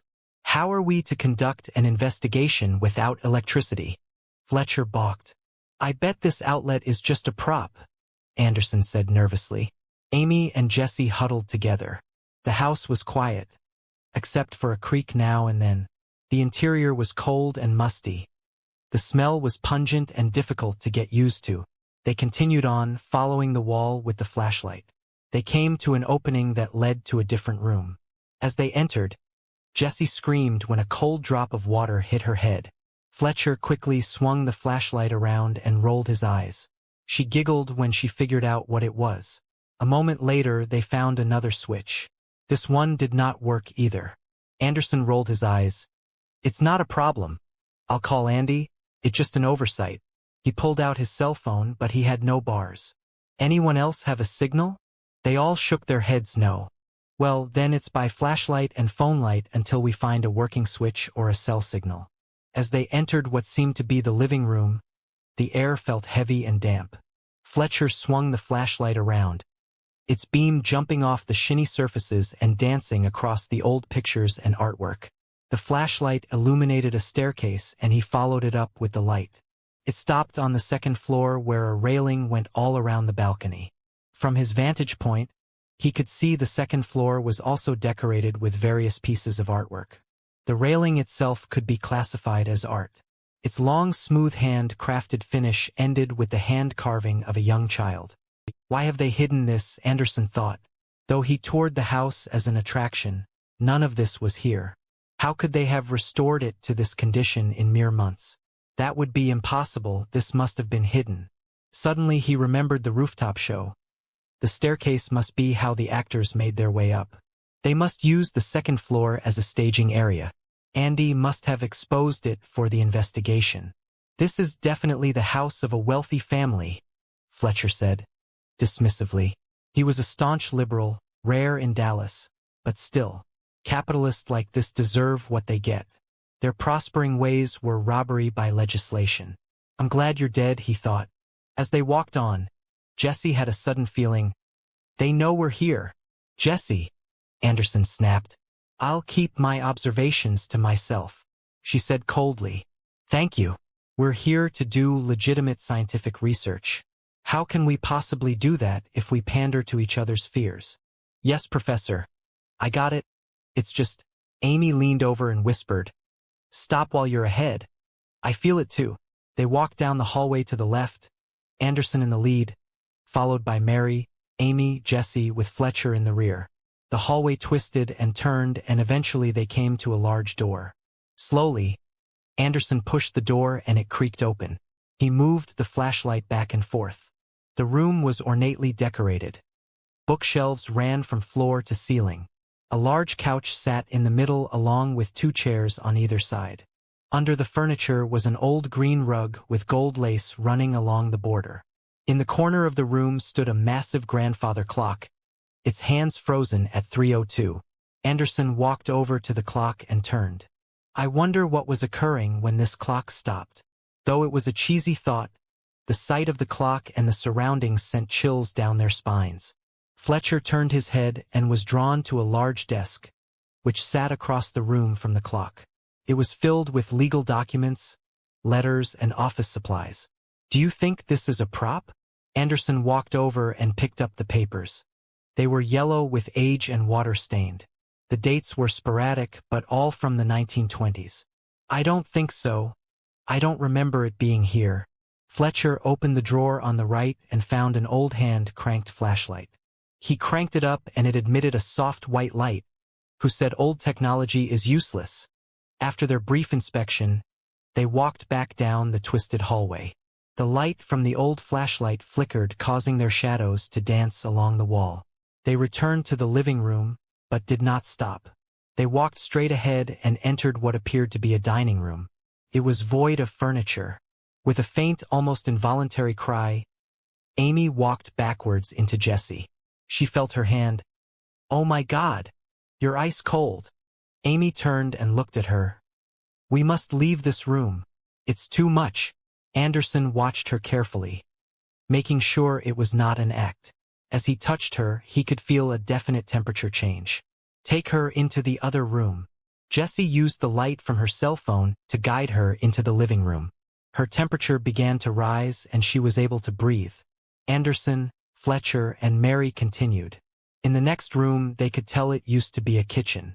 There was a drain in the floor and pipes sticking out of the floor along the wall. Old cabinets hung from the ceiling. Mary took Anderson's arm. What's wrong with Amy? She can sense things we cannot. She must sense a lot of psychic energy in this part of the house. For now, I will let her choose what she is exposed to. Perhaps later I will prod her for more. As they moved on, they walked into another room. As they played the flashlights around, it appeared to be a chapel. The carpet was red and there were pews and an altar, but it was not a place of God. The cross was upside down. Anderson and Fletcher scanned the room with the flashlights. On the wall were paintings of executions and debauchery. One painting had a severed hand, feeding a woman grapes. Above the altar was a pentagram with eyes, horns, and a mouth. Sticking out of the mouth was a snake-like tongue completing the blasphemous display. Suddenly Mary hunched over and threw up all over the carpet. The men could not blame her. They were having a hard time holding their lunch. Fletcher quickly walked up and grabbed Anderson by the arm. Are you going to tell me that a group of young Boy Scouts designed this room? Anderson was perplexed. The letter clearly stated they returned the house to its previous condition. But this room goes beyond a needed display. Something was wrong. As they helped Mary back into the living room, they discovered Amy was missing. Anderson stepped forward. Where is... I don't know, interrupted Jessie. I brought her back in here, but we heard noises coming from the dining room. When I looked back, she was gone. Anderson had enough to worry about. He did not need a lost medium on his hands. I'm sure she's fine. She probably went outside for a bit. Let her be. He returned to the chapel, but was shocked. The vomit was gone. A sensation came over him. The room felt cold and confined. He no longer wanted to be there. Without missing a beat, he turned and joined the others. He kept his experience to himself. As Anderson walked in, he noticed Fletcher was missing. Near the entrance, Fletcher was calling out, Amy, can you hear me? A few moments later, he found her, shivering in a corner by the front door. Amy, what are you doing here all alone? You had us worried sick. I'm sorry, but I had to get away from the dining room. Something is in there. Something horrid. Fletcher knew the feeling she was getting was coming from the chapel and not the dining room, or so he thought. We have to rejoin the others. She shook her head. All right. He helped her back into the living room. Anderson walked over to her. Don't you ever do that again. Never, under any circumstances, leave the group. Do you understand? I'm sorry, she cried. He took a deep breath. All right, people. Let's calm down. I think the scope of our project is beginning to overwhelm us. Let's restart. Settling in, the group stood at the base of the stairway as Anderson turned. I'll lead. Fletcher, take the rear. Slowly the group walked up the stairs. Suddenly, Anderson's flashlight went out. He paused as the house began to creak. Their senses were in overdrive, expecting anything to happen. Fletcher quickly wound the old flashlight and passed it forward. Anderson nodded at him, then continued. At the top of the stairs, they had 4 choices. There were 2 doors that stood opposite the railing, about 20 feet apart, and a door at each end. Mary whispered. It did not look this big from the outside. Anderson opted to open the first door along the balcony. Inside he found a marvelous bedroom, full of ornate furniture. Along the left wall there was a single bed, obviously handmade, nearly twice the size of standard king. On either side of the bed were old hand-carved bedside tables. Above the bed was a small but elegant chandelier. As Anderson held the light to the chandelier, the light bounced all over the room, softly illuminating it. The group walked in, astonished at the intricacies of the decorations. Anderson pointed the light at the ceiling. It was a hand-painted mural of children and angels. Their faces were sad and their eyes seemed to follow the light. Directly across from the bed was a large opening. He wandered in as the rest followed. On the left and right were identical opulent bathrooms with minor differences. On the left was a white marbled bathroom with large shower. In addition, there was a bathtub built for 2 that more resembled a hot tub. The mirror above the sink was framed in gold and easily 10 feet high. The other bathroom was in opposite. It was decorated with black marble. The shower, tub, and sink all to match. Mary walked over and turned on the shower. The pipe wheezed and strained. At first, the water came out brown and cloudy, but quickly cleared up. It was warm and refreshing. Well, at least something works in here. The girls nodded their heads. They could go without electricity, but not without bathing. Anderson then walked through another opening that led to another bedroom of equal opulence. He turned. Amy, Jesse, Fletcher, take the first room. Mary and I will take this one. The 2 girls looked at each other. Why would the professor want his secretary with him? It would make more sense for the girls to take one room and the guys to take the other. Fletcher was having the same thoughts, though the idea of staying in a room with such young women was quite intriguing, if only for safety reasons, of course. After exploring the second bedroom, the group exited. They were back above the living room along the balcony. Amy looked concerned. To the left was another room. Anderson saw her fear and decided to look. As he turned the doorknob, the door suddenly locked. He looked at it with intrigue. Again he tried to open the door, but it stood fast, refusing to open. He handed the flashlight to Jesse, then rammed it with his shoulder, but the door refused to budge. Fletcher stepped forward and together they rammed the door. It flew open and slammed against the wall. Inside, the air was old, still, musty, and damp. Jesse relinquished the light to Anderson and he scanned the room. It was small and void of furniture. I want to leave, Amy stated. Stand your ground. In her head she heard, Get out. Professor, we need to leave now. Close the door, please. He ignored her. The voice continued, Get out. Anderson wandered into the room and found a stain on the floor. It was pinkish in color. It looked as if the wood had absorbed some sort of liquid. As he walked over, the temperature in the room began to fall. He could see his breath extend out a foot or so. This room contains something very special. There is energy at work here, an energy we must come to understand. He knelt down and touched the stain. The wood was dry, only the dust from the floor covered his fingers. He smelled it, but nothing came to him. As he stood, he looked at Amy. Her face was ghostly white, as if she was in a trance. Are you all right? It's too late. What's too late? We have gone too far. He rolled his eyes and walked out of the room. The rest followed, but Amy was last. Before she closed the door, she looked into the darkness. I'm sorry. In her head she heard, You will be. Anderson walked across the balcony and to the last room, just to left of the stairs. Unlike the other door, this one gave him little trouble. Inside were props from the attraction. $100,000, and they forgot to check this room. Ridiculous. He slammed the door, but something was different. He could not explain it, but he felt confined as if he were in a closet. He fought the sensation. If he showed any weakness, it would spread through the group and skew his data. Afterwards, the group made their way down the stairs and into the living room. Fletcher lit a cigarette. Well, if we're going to stay here, we should find out if we can turn on the power, or at least contact the owner. Mary shook her head. Yes, and retrieve our bags. I noticed the driver did not follow us in. The group went outside and found their bags left on the porch. After bringing them inside, Anderson began unpacking his equipment. Fletcher smiled at Amy. Want to go for a walk? She looked at him and wondered about his intentions, but going outside sounded good. Sure, why not? The two walked out of the house and into the park. As they left, Jesse picked up an old dusty book on paranormal activity. Doing some light reading, Professor?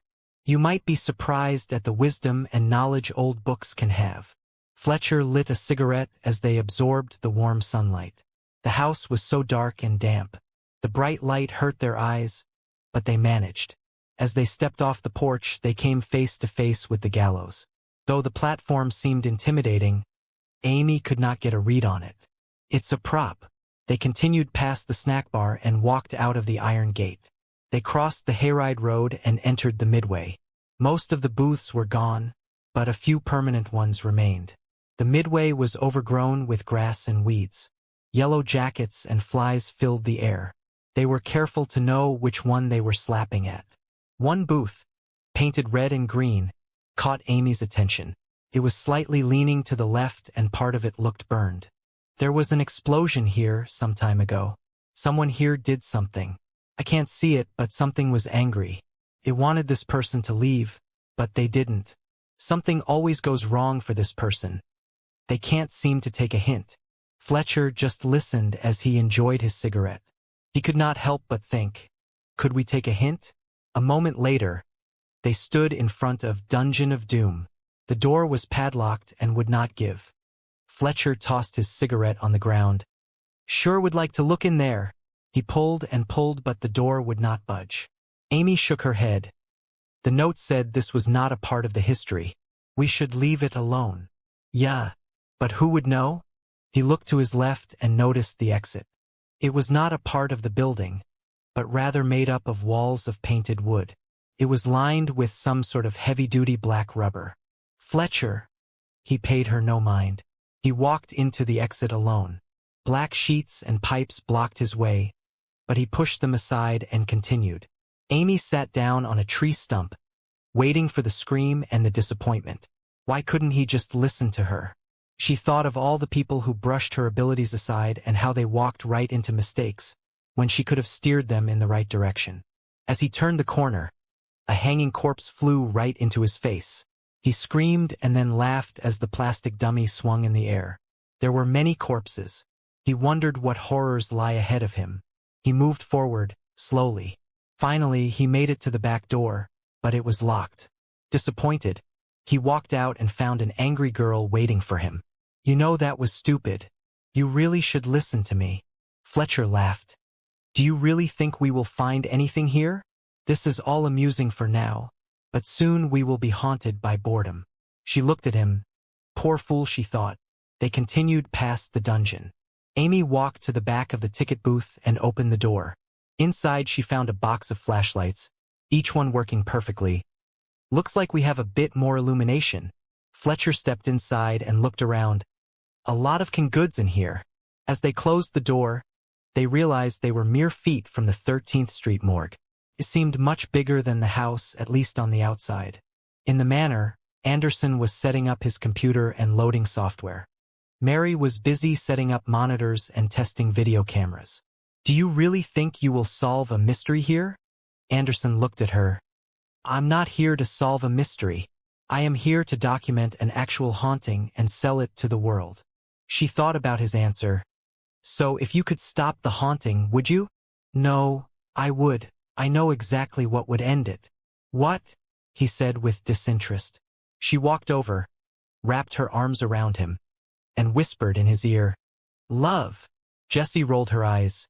"Hello? I'm in the room." Mary smiled and returned to setting up the cameras. Though Jessie was just a bystander there to witness anything that happened, she was becoming bored and hungry. "So, exactly how do you plan to use all of this equipment without electricity?" Anderson looked at her. "Everything runs on batteries." She nodded, expecting a different answer. "What, you thought I had come unprepared? I am prepared for anything, my dear. This is not my first rodeo." Fletcher and Amy stood in front of the massive barn door. It was slightly cracked, just enough for them to enter one at a time. Fletcher walked in first, then assisted Amy. Once in, he played his flashlight around and realized he was standing in a theater. Quite an unexpected find. They covered their mouths with their shirts. The musty smell was quite strong. The rainy season had come early that year, and this leaky building obviously had not been aired out in some time. Fletcher set his flashlight down, then grabbed the massive barn door and pushed. The door groaned and creaked, but it slowly slid, allowing the light and the fresh air to enter. Amy played her flashlight around until she came to the center beam. She felt shivers down her back. She heard a strange sound, like a rope, under pressure, straining back and forth. Without thinking, she said, "This is where he did it." Fletcher looked at her. "Did what?" "I can feel him. He's here, sad, tired, and depressed. He feels lonely and isolated. Everything's ruined." He looked up, trying to see what she was describing, but nothing was there. "What are you talking about?" She walked forward, directly under the beam. "This is where James Jr. hung himself, on that middle beam, right above me." He could see the beam, but that's all. Amy walked further in, the room completely visible now. She did her best to block out the energy. Fletcher felt one of the old seats. "This appears to be a theater." It was not impressively big. A single aisle, down 7 rows of seats, led to the stage. The walls were once painted red, but now chips of paint lay on the hard wooden floor. Above them were the rafters of the barn. An old 1990s projector was mounted from the ceiling.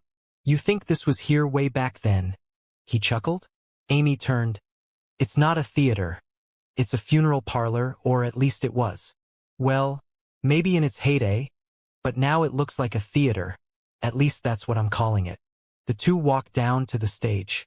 The movie screen used by the Boy Scouts was mounted onto OSB boards, but they could tell the stage went back quite a bit further. Fletcher felt the makeshift wall and found a hidden door. The hinges were painted matte black, which could only be seen from close up. He pushed the door open to reveal the back part of the stage. He looked around for a ladder, but could not locate one. Instead, he hoisted himself up with his arms, then assisted Amy. As they walked in, they scanned the area with the flashlights. The stage was rather lifeless. The back wall of the building was covered in spider webs. Black jumping spiders were everywhere. They watched as they descended from the ceiling, crawled across the wall. Some even appeared to be fighting. As the spiders drew their attention to the floor, they found a small door in the stage. Fletcher walked over and grabbed the massive handle. He pulled and it opened. Amy stood back. "That's not a happy place." Fletcher shook his head. "You don't have to go down there." She already felt bad for chickening out in the dining room. "No, I am here to do a job. I already backed out once. I can't let that happen again." She followed him down the staircase. As he turned, her face was obscured by the darkness. The light coming from above made her look like a moving silhouette. Her hair seemed to glow in the light, and he tried not to stare. She was a beautiful young woman, and he was the dashing young professor, or so he thought. She could feel his thoughts, but decided, as she did with most people, to let it go without comment. "Why did you choose the university?" he asked, trying not to reveal his feelings. "Honestly, it was the best offer I received." She stepped down and listened as the sound of her footsteps echoed. As she looked up, she tried to limit her senses to the room. "This place is bad. It's as if something unnecessary happened here. Unwanted, undesired." They shone the flashlights around, revealing what appeared to be an operating room. "It looks like an embalming room," Fletcher said. They walked around, looking at the antique instruments. They lay on a small metal tray beside the table with the drain, ready to catch the last bit of humanity and flush it away. Amy followed a series of chains to the ceiling. There she could see the underside of the stage. This must be where they brought up the bodies for viewing. Odd setup for sure. As she further scanned the room, there were racks that contained half bottles of fluid. She could not tell what they were. On the opposite side, old sinks lined the walls, some with papers on them. Broken tiles lay around the base of the walls as other tiles held fast, but appeared capable of falling at any moment. Fletcher walked around and found an old wooden door. "I wonder where this goes." Amy walked over to him. Together they pulled the heavy door open. A long tunnel lay before them. Their flashlights could not penetrate the darkness. "I wonder how far it goes," she said. "Only one way to find out." They slowly walked down the narrow corridor. It was cool and damp. Above them ran a long wire that led from light to light, but without power, only their flashlights led the way, and they were only good up to 5 feet. Fletcher reached into his pocket and pulled out a cigarette. "This place gets more interesting by the moment." Suddenly they heard a door slam. They turned and the light from the morgue was gone. Quickly they ran back to the old wooden door, but it would not budge. "We're trapped." Amy began to cry as she beat the door, begging to be set free. Her senses completely blocked. She had never felt so vulnerable. Fletcher put his hand on her shoulder. "No one's going to hear us. Let's continue forward. There's bound to be another way out." Jessie was bored and tired of watching the professor and his secretary flirt. She thought at least he could take his wedding ring off. She decided to go out to the snack bar and see what she could find to eat. As she left, she heard the conversation in the living room die down. Perverts, she thought. As she exited the house, she reached around to close the door, but it seemed to close on its own. She paid it no attention, her hunger growing by the minute. She walked over to the snack bar and entered. It was exactly as she expected, just a basic snack bar with a microwave and small stove. However, her eyes lit up when she saw the soda fountain. Hot damn! She grabbed a cup and filled it with ice and soda. 1 cup at a time, she relished the tasty drink. After her sugar fix was satisfied, she discovered a large assortment of pots. After some digging, she located spaghetti and sauce, as well as other grocery items. She thought, no one said anything, so spaghetti it is. She put the pot on the stove and boiled the water. As she made dinner, she continued to delight in the soda fountain. Fletcher and Amy slowly walked down the narrow corridor. Their senses were on high alert, ready to react to anything.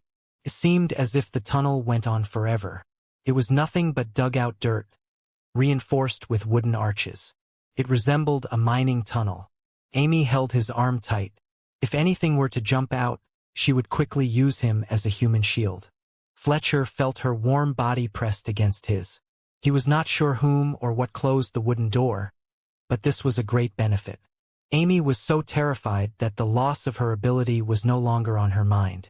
The air was stale and the lack of oxygen was becoming apparent. "We have to move faster," he said. Amy nodded her head, and though she felt as if she was moving faster, she wasn't. Anderson and Mary had slumped to the floor in a long kissing spell. She looked him deep in his eyes. "When are you going to leave that old bag?" He looked away. It's not possible, he thought. There was no way he would give up his wife for her. The scandal alone could cost him his chair at the university.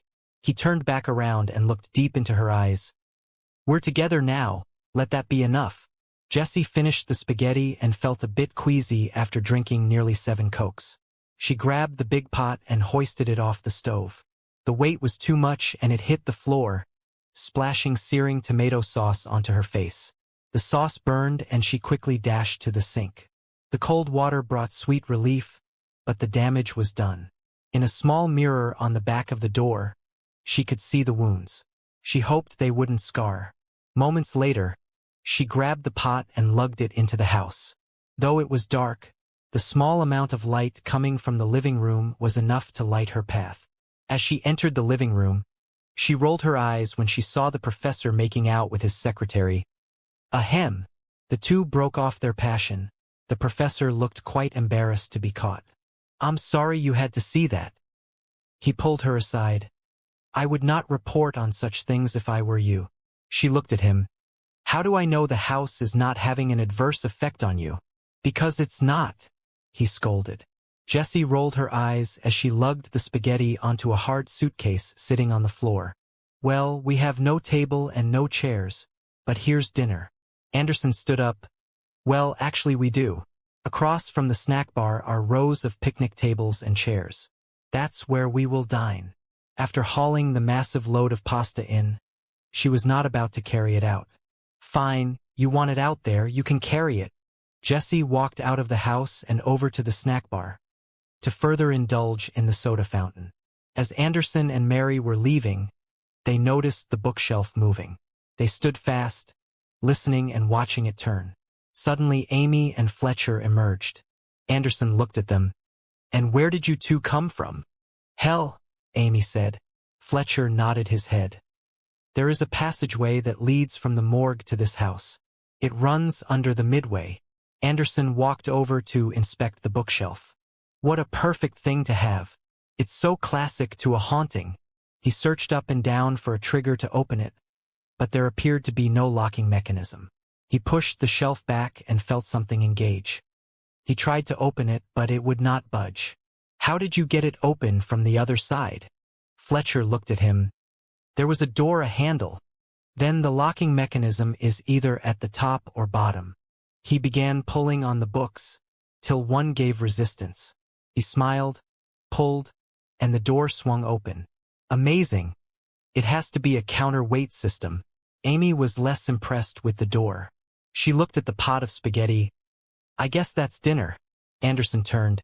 Yes, why don't you take it outside to the picnic table? Fletcher rolled his eyes and stepped forward. I'll take it. He watched as Anderson and Mary left the room. He shook his head, then grabbed the pot and followed them. Amy stayed and looked around the room. She felt disconnected and worried. A moment later, she joined the rest. Jessie was outside. She had set up paper plates and utensils. Fletcher heaved the pot onto the table and together they dished up the supper. At each setting place, Jessie had provided soda. Anderson sat at the head of the table, the rest on either side. I want to begin a watch. Fletcher looked up at him. Fine. Who goes first? I will, along with Mary. Figures, Jessie thought. Though there are 5 of us, no one is to monitor the equipment alone. One of us will have to pull double shifts. Since it is my project, I volunteer for the first night. How noble of you, Fletcher thought. Amy glanced at the house. When was it built? Anderson looked at her. Sometime in 1915. It's the second house to occupy this land. The first one burned down after a lightning strike. The family never made it out of the house. Weird. But not just that.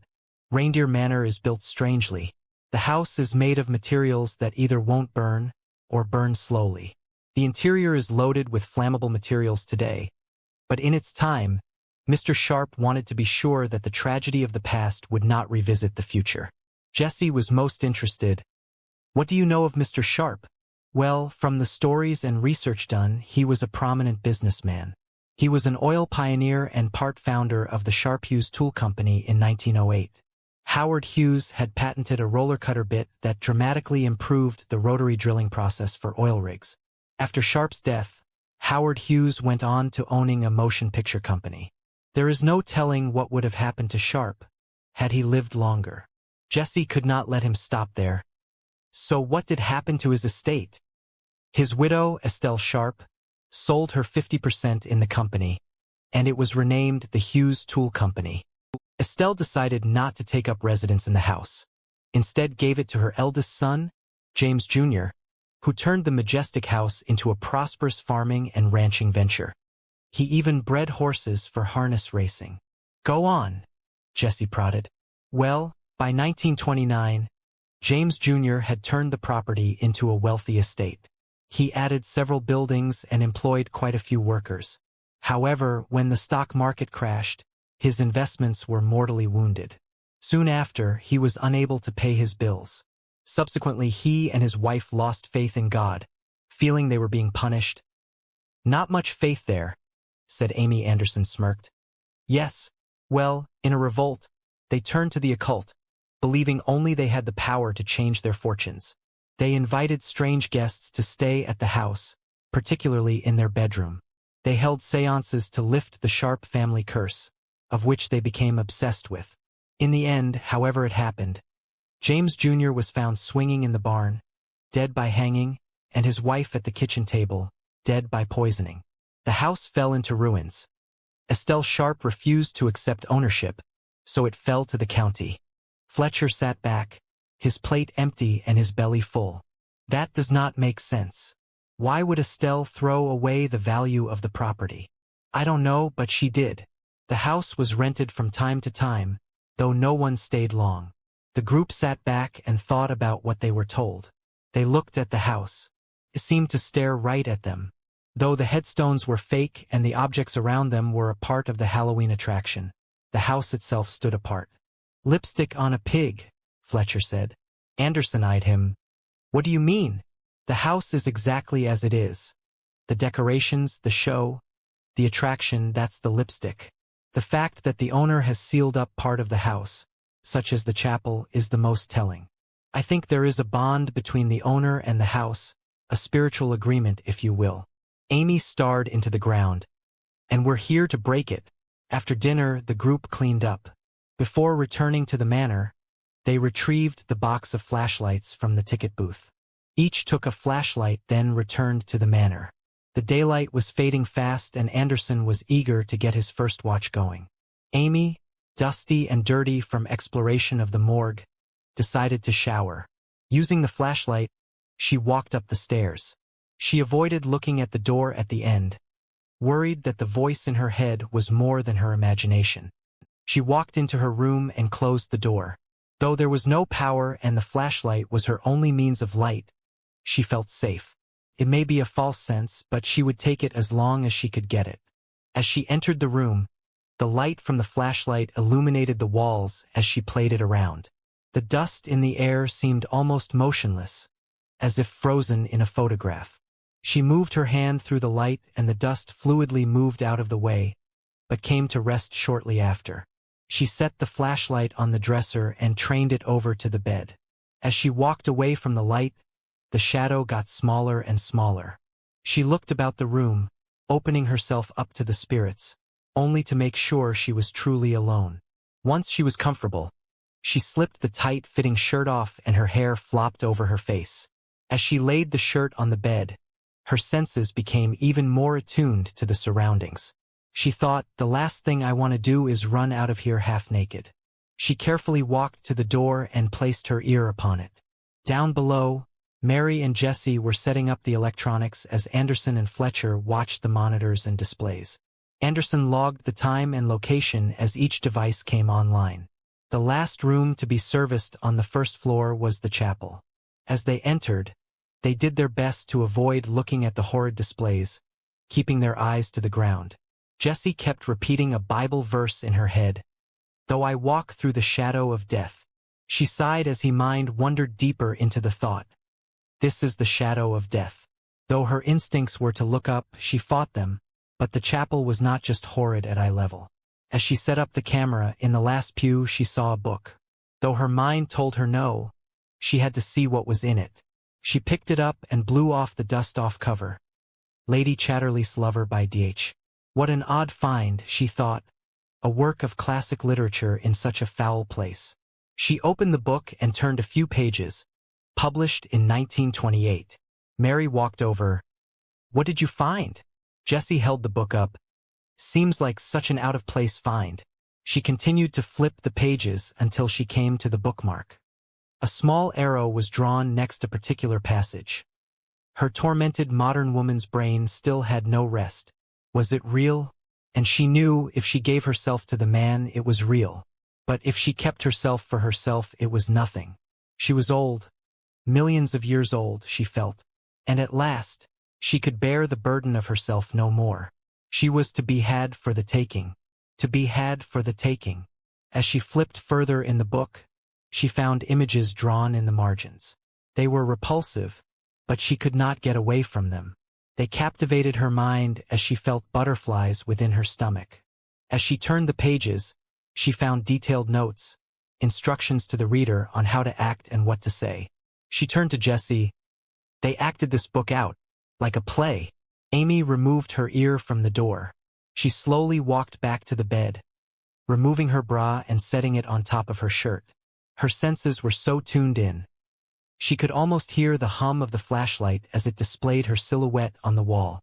As she finished undressing, she became less concerned with the spirits and more concerned about Fletcher. Something about that man was not right.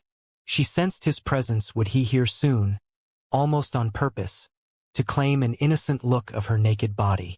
She walked over and placed a chair in front of the door. Almost on cue, the door handle turned and the door jammed against the chair. Amy held the chair firm as she could almost anticipate his words. "Are you oh?" She rolled her eyes. "Yes, Dr. Fletcher, I'm fine. Please go downstairs. I am not dressed." He walked away smiling. He was less interested in seeing her naked as he was testing her abilities. If she were the genuine article, then she would only allow such a view on purpose. He was satisfied with her reaction. As he walked downstairs, he saw Anderson flustered. Anderson screamed, "Chapel! It's on!" Mary screamed. Anderson checked the monitor. It was on, but not showing video. He checked the antenna. It was on as well. "Turn it off and back on." "Done." The monitor did not flinch. Frustrated, he walked into the chapel. "Girls, go watch the monitors, please." They rolled their eyes and returned to the living room.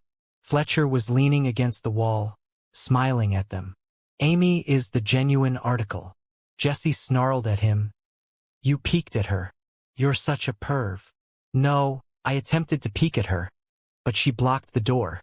She knew I was coming, and I was sure to walk quietly, to ensure it was a surprise."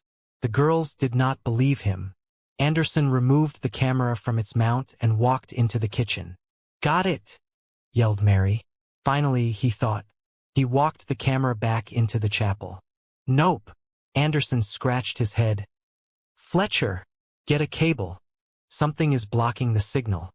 Fletcher looked at the girls. "Are you playing tricks on him?" Jessie glanced at him. "Of course not. And don't bother looking around when you're in the shower. I assure you no one will be looking." His heart beat fast in his chest as she spoke. If he were going to peek at anyone, it would be her. Suddenly he thought, "What am I doing?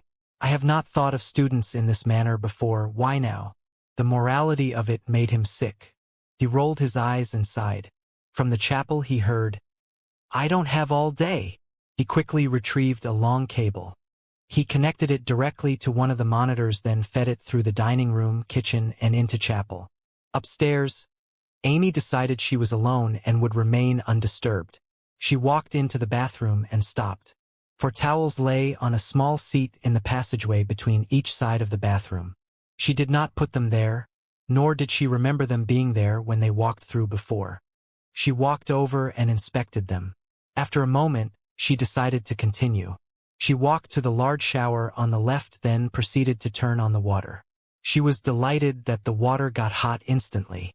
She walked over to the passageway and opened herself up one more time to the environment. The air was still and her nerves eased. She sighed, then returned to the shower. As Fletcher entered, he found Anderson staring at the pentagram. "Marvelous, isn't it? How symmetric the lines are, perfect in form and symmetry. Look at how the lines of each cross over the next, as to draw your mind in. Within its lines lies a well of souls, and within that well lays the worthy and the damned." "Professor!" Anderson turned, dazed and confused. "What?" He shook off the feeling and walked back to the camera. Fletcher handed him the cable and he attached it. He yelled out, "Okay." Mary looked at the screen. The snowy picture remained. "Nope." Frustrated, he grabbed the camera and walked into the kitchen. "Ok." He paid her no mind. He walked into the living room and swapped out the camera for another. He looked onto the screen and validated the picture. "Fletcher, Fletcher walked into the living room and retrieved the new camera.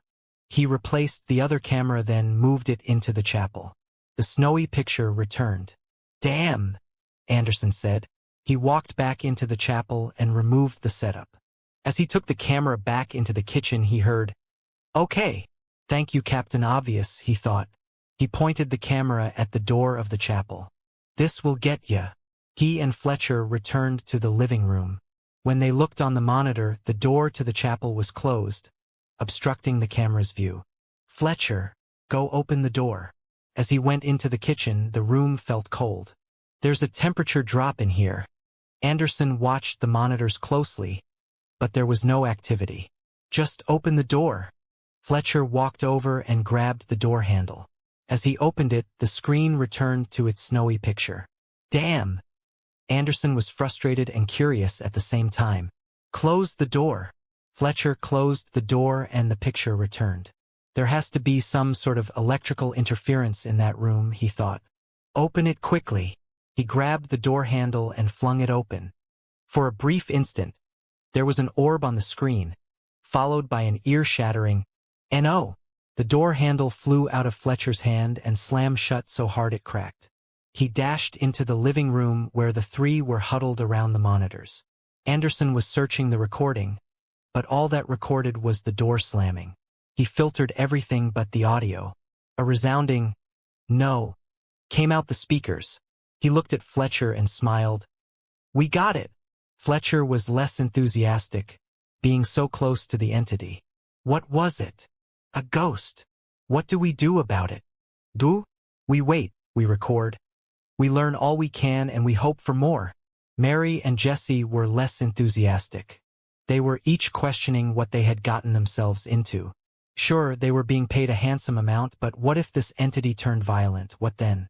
Anderson nodded to Fletcher. "Open the door." Fletcher shook nervously. "I said, go open the door." He walked back into the kitchen. Slowly, he stretched out his sweaty hand. As he touched the door, the ice-cold metal sent shivers down his spine. He turned the door handle and the door opened willingly. As he did, the screen continued to broadcast. Anderson nodded. "Move the camera into the chapel." Fletcher swallowed nervously. He walked over and picked up the camera with its tripod. He walked it into the chapel and set it down. Afterwards, he returned to the living room, thankful the chore was done. The camera was still broadcasting. Anderson flipped a remote switch and the camera went into infrared mode. Nothing happened. He flipped the switch again and it went into night vision mode. The picture became grainy, but the pentagram was visible along with the upside-down cross and the top of a few pews. The pentagram appeared to be bleeding. Upstairs, the hot water sprayed all over Amy's neck and chest. It flowed gracefully between her breasts, down her torso, through her thighs, and out to the drain. Her head was tilted back as she breathed in the heavy steam, unaware of the incident downstairs. Her thoughts dwelled at the room just down the hall. Was it really her imagination that told her to get out? Could it be that simple, or was something evil truly present? She reached over and turned off the water, then stepped out of the shower and wrapped a towel around her head. As she used another one to dry off, she saw a vision. 2 girls were in the bathroom, or so she thought. She was not sure if they both were female. They were doing something, playing with something.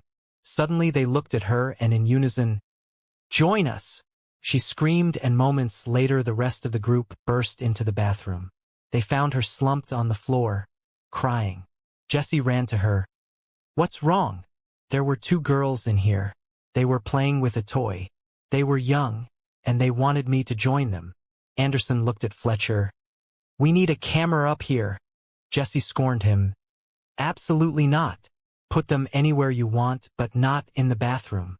I refuse to be recorded in here. Is that clear?" Fletcher tilted his head to Anderson. This was one battle they would not win. The girls assisted Amy into the bedroom as the guys stepped outside. She chose her favorite nightgown and put it on. She sat down on the bed as Jesse began to stroke her hair. "Would you like me to remain with you?" "No, I'm all right now. I need to rest." "Stay if you wish, but I am rather tired." "All right then, I shall return in a while." Mary and Jesse were about to leave the room when Mary overheard a conversation through the door. "She's been after me to leave my wife, but that's not going to happen." Outside, the men were in a deep conversation. "Listen, Professor, there is not one of us here who is not aware of your fondness of her. She is a pretty lady, but either way, this won't end happily. I knew that after the first time, her days were numbered. As soon as I feel the right time has come, I'll get rid of her. She's a good person and knows her way around the bedroom, but honestly, if she thinks I'm going to give up my lifestyle for her, she's crazy. Secretaries like her are a dime a dozen. When one wears out, you replace it with a newer, younger model. That's cold. A man of your stature engaging in such poor judgment. Hey, I'm not her keeper. She knew what she was doing. She's no angel here. Besides, if this house is as bad as its reputation, perhaps it will take care of her for me." Fletcher looked at him with disgust. "When this project is over, we're going our separate ways. You might be the leader of the department, but I don't want to be there when you crumble. Fine, it's your career. Do what you will, but don't put me down as a reference. You run out on me after I brought you into this project, and I'll make sure your name is stripped from any documentation." Anderson stormed down the stairway in disgust. Fletcher followed, lighting a cigarette on his way down. He was not concerned with Anderson's threat. His good name and background were not dependent on his approval. Inside the room, Mary held her tears back. She could not allow the others to know what she had heard. She had to be strong for herself because that's all she had. A few moments later, Mary and Jesse made their way downstairs. They found Anderson glued to his monitors. Fletcher stood off to the side, smoking. He watched the women ascend down the staircase. The light from the flashlights illuminated their eyes. Upstairs, Amy turned off the flashlight, instantly knew she was not alone. Near the foot of her bed, right next to her feet, she could hear breathing. It was faint. If her ears were not those of youth, she would not be aware of it. She stared into the darkness. "I know you're there." The sound of slow, steady breathing continued. She lay there, listening for any response of any kind. There was none. "Are you the one from the room at the end?" No response. A few moments later, "Is there something you want from me?" No response. She reached over and gently turned on the flashlight. The room appeared empty, but she knew better. "If you are seeking help, show me what you need and I shall provide it." The breathing became heavier, labored. Now it seemed to move, crawling across the bed. She could feel the coverers around her legs tighten. She sat up with the sensation she was nose to nose with the entity, and it was staring her down. "Can you give me a sign?" She felt the temperature drop. The room became as cold as ice. Goosebumps ran up and down her body. Suddenly she felt a cold hand touch her leg. She jerked it away instinctively. "Be nice, please. I mean you no harm. I'm going to turn out the light and go to sleep. Please respect my wishes." As she reached for the flashlight, it was thrown across the room. The lamp shattered, plunging the room into darkness. Her heart raced, fearing the anger that surrounded her. "You don't want to be seen. I understand, but can you tell me why you're with me?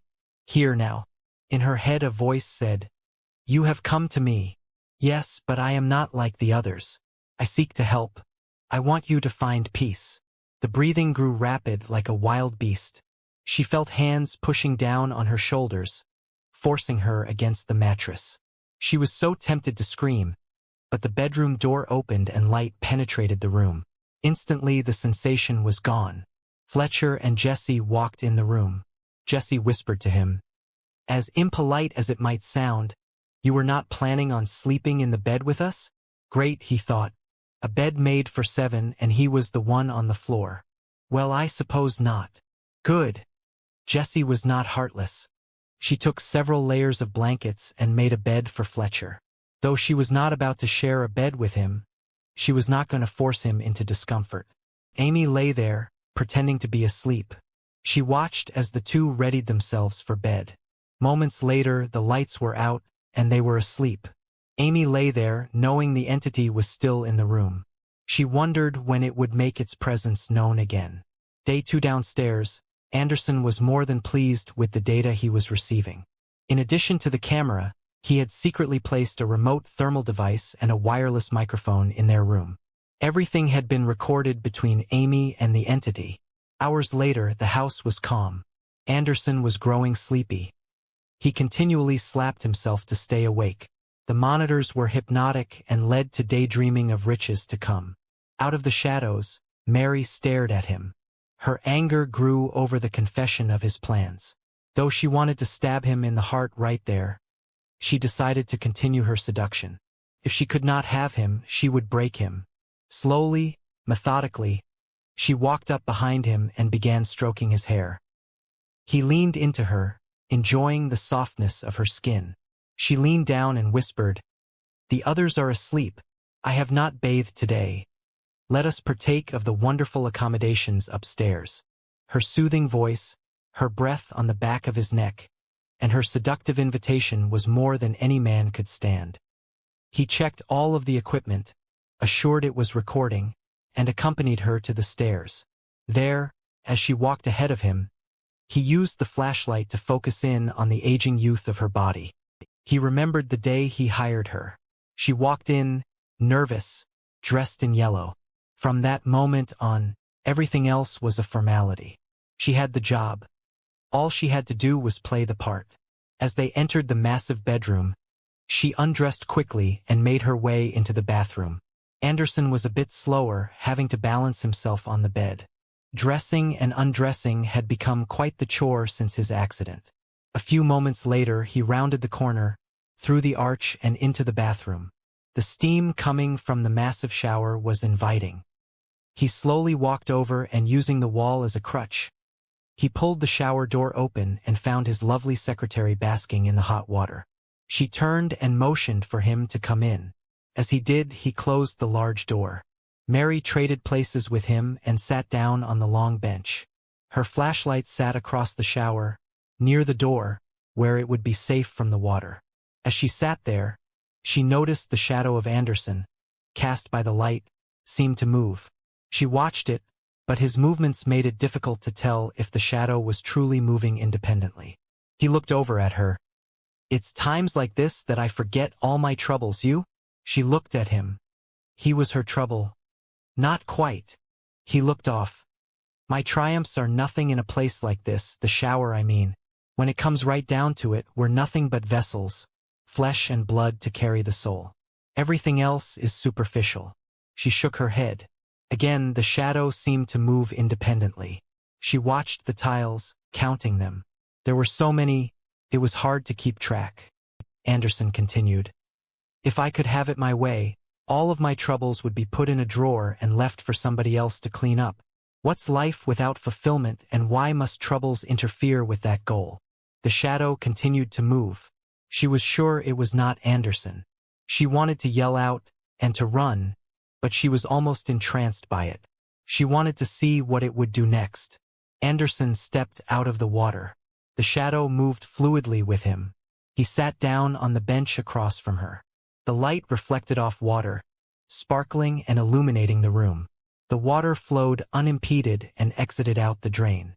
They both sat there, motionless, and said nothing. The soothing environment was so wonderful. The most minor of interruptions could ruin the moment. Jessie yawned and stretched. She reached out for her flashlight as a sudden sense of pressure sent her running to the bathroom. As she sat there, she noticed the steam coming from the shower. "Hello!" No response. After finishing, she slowly walked across the floor, across the pass, to the massive shower. She reached out and touched the handle. It was scalding hot. She shook off her hand and grabbed a towel. She placed it over the handle and opened the door. Inside, she found Anderson and Mary asleep. Their skin looked as if they had aged 20 years. Quickly, she turned off the water and called for help. Hearing the cry, Fletcher and Amy grabbed their flashlights, jumped up, and ran into the bathroom. Anderson and Mary were suffering from dehydration. The three helped them into their bedroom. Jessie ran downstairs, out of the house, and into the snack bar. She filled 2 cups with water and hurried it back to bedroom. As they drank, she hurried back to retrieve more. After a few minutes, both were feeling much better. Anderson looked at Fletcher. "How long was I in there?" Fletcher looked at his watch. "I don't know. It's 8 a.m. now." He looked at him strangely. "Good God, man. I was in there nearly 8 hours. After resting for a bit, they both dressed and prepared themselves for the day. Downstairs, Jessie had discovered a treat in the snack bar: real plates and silverware. She enlisted Amy's help, and together they moved one of the outside tables into the dining room. Amy did not even notice where she was. Her senses were being blocked so well that she was unaware of the change. Together, they set the table for breakfast. Afterwards, Jessie returned to the snack bar to prepare breakfast. Anderson came downstairs, eager to check his equipment. However, his eagerness turned to disappointment as he found his monitors had all gone black. Nothing was working, everything was dead. He checked his batteries, empty. "Damn it. I have had it. Either I get electricity or I want a refund." Fletcher walked downstairs, followed by Mary.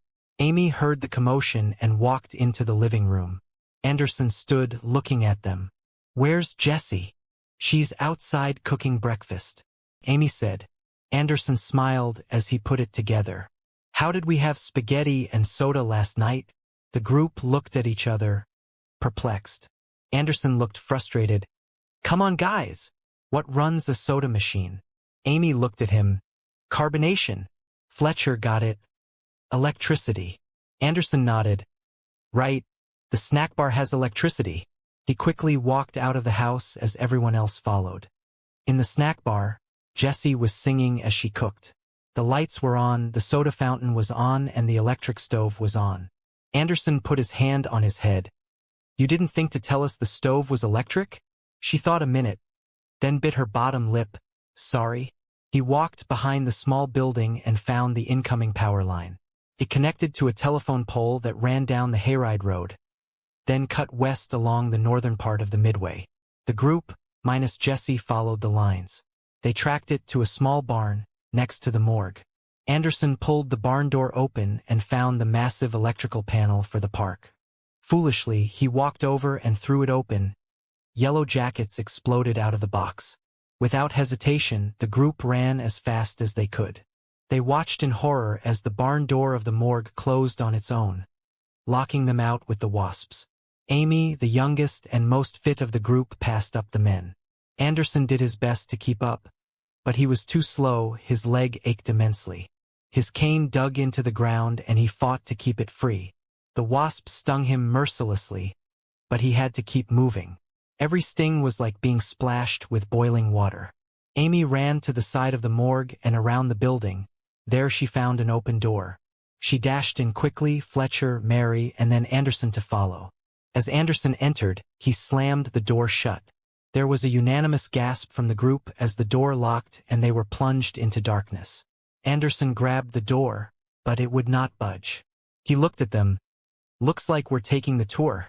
Amy could feel they were not alone. The air was still and heavy. Though it was a warm morning, it was cold in here, almost freezing.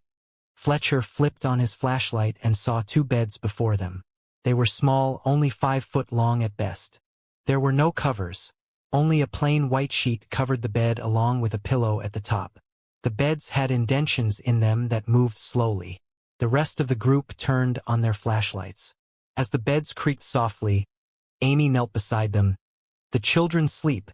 She reached out to each, as to put her hand on their heads. The air just above the bed was even colder. She did not feel threatened, but at peace. They are spared the horrors of this place. They sleep till the final judgment. As she stood, Anderson took the lead. His flashlight trained a few feet before him as he entered the next room. Amy wrapped her arms around herself as she followed. This room was even colder. The presence in here was dark, not evil, but troubled. She wanted to leave, to run, to escape, but they had to move forward. They had to find another exit. She held on to Mary, who was moving slowly. She scanned the walls, noting the antique pictures, one in particular of the Maybrick family. Amy could not hold back. "We must leave this room. There is a hateful, vengeful entity in here. It is watching us. It wants us to die." Every moment we stay, it grows more and more angry. The group looked at her and decided to heed her advice. They moved into the next room. Amy's demeanor changed. She suddenly cried, uncontrollably. Anderson walked to her. "What do you feel?" "Absolute sadness, loss, defeat." She dabbed her eyes with her shirt. "Something in here lost the will to live. It allowed itself to be killed, but its suffering continues." She slipped into a trance. She could see the horror before her eyes. As the group listened, she recounted the events. He woke just as his wife died. He saw the look in her eyes, the look of hopelessness. He was paralyzed by her stare. Before he could react, something grabbed and choked him. Sadness overtook him, and he no longer wanted to live, not without his family. She looked at the group. He lives this moment over and over again, unable to escape. Anderson put his hand on her shoulder. "What else do you see?" "Someone is walking back into the living room, the room where we just were. Wait, now he's walking into the kitchen. He has found the liquor. Without hesitation, he drinks. Blood is all over his hands and face. Everything he touches gets smeared. He finishes the bottle, then wanders back into the living room.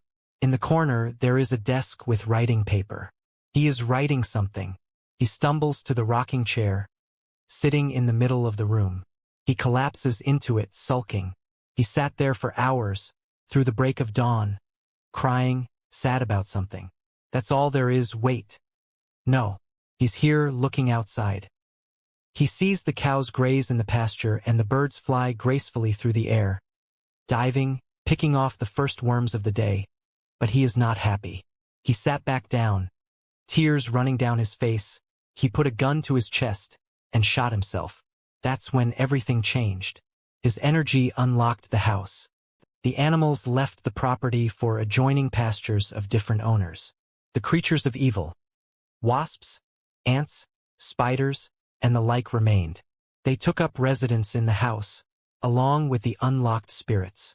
Mary put her arm around Amy to comfort her.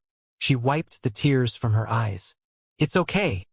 Anderson turned and exited the room, back into the living room. He looked, and off in the distance he could see the kitchen.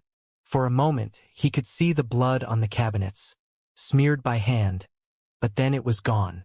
He knew he had to get equipment into this house. As they made their way down the entrance hall, they could hear a rocking chair going back and forth. Amy turned and peeked around the corner, compelled to look. She played her flashlight in the room, coming to a stop on the rocking chair. It was moving independently. She froze for a moment, then lowered the light. The glowing ambers from a cigar suddenly appeared.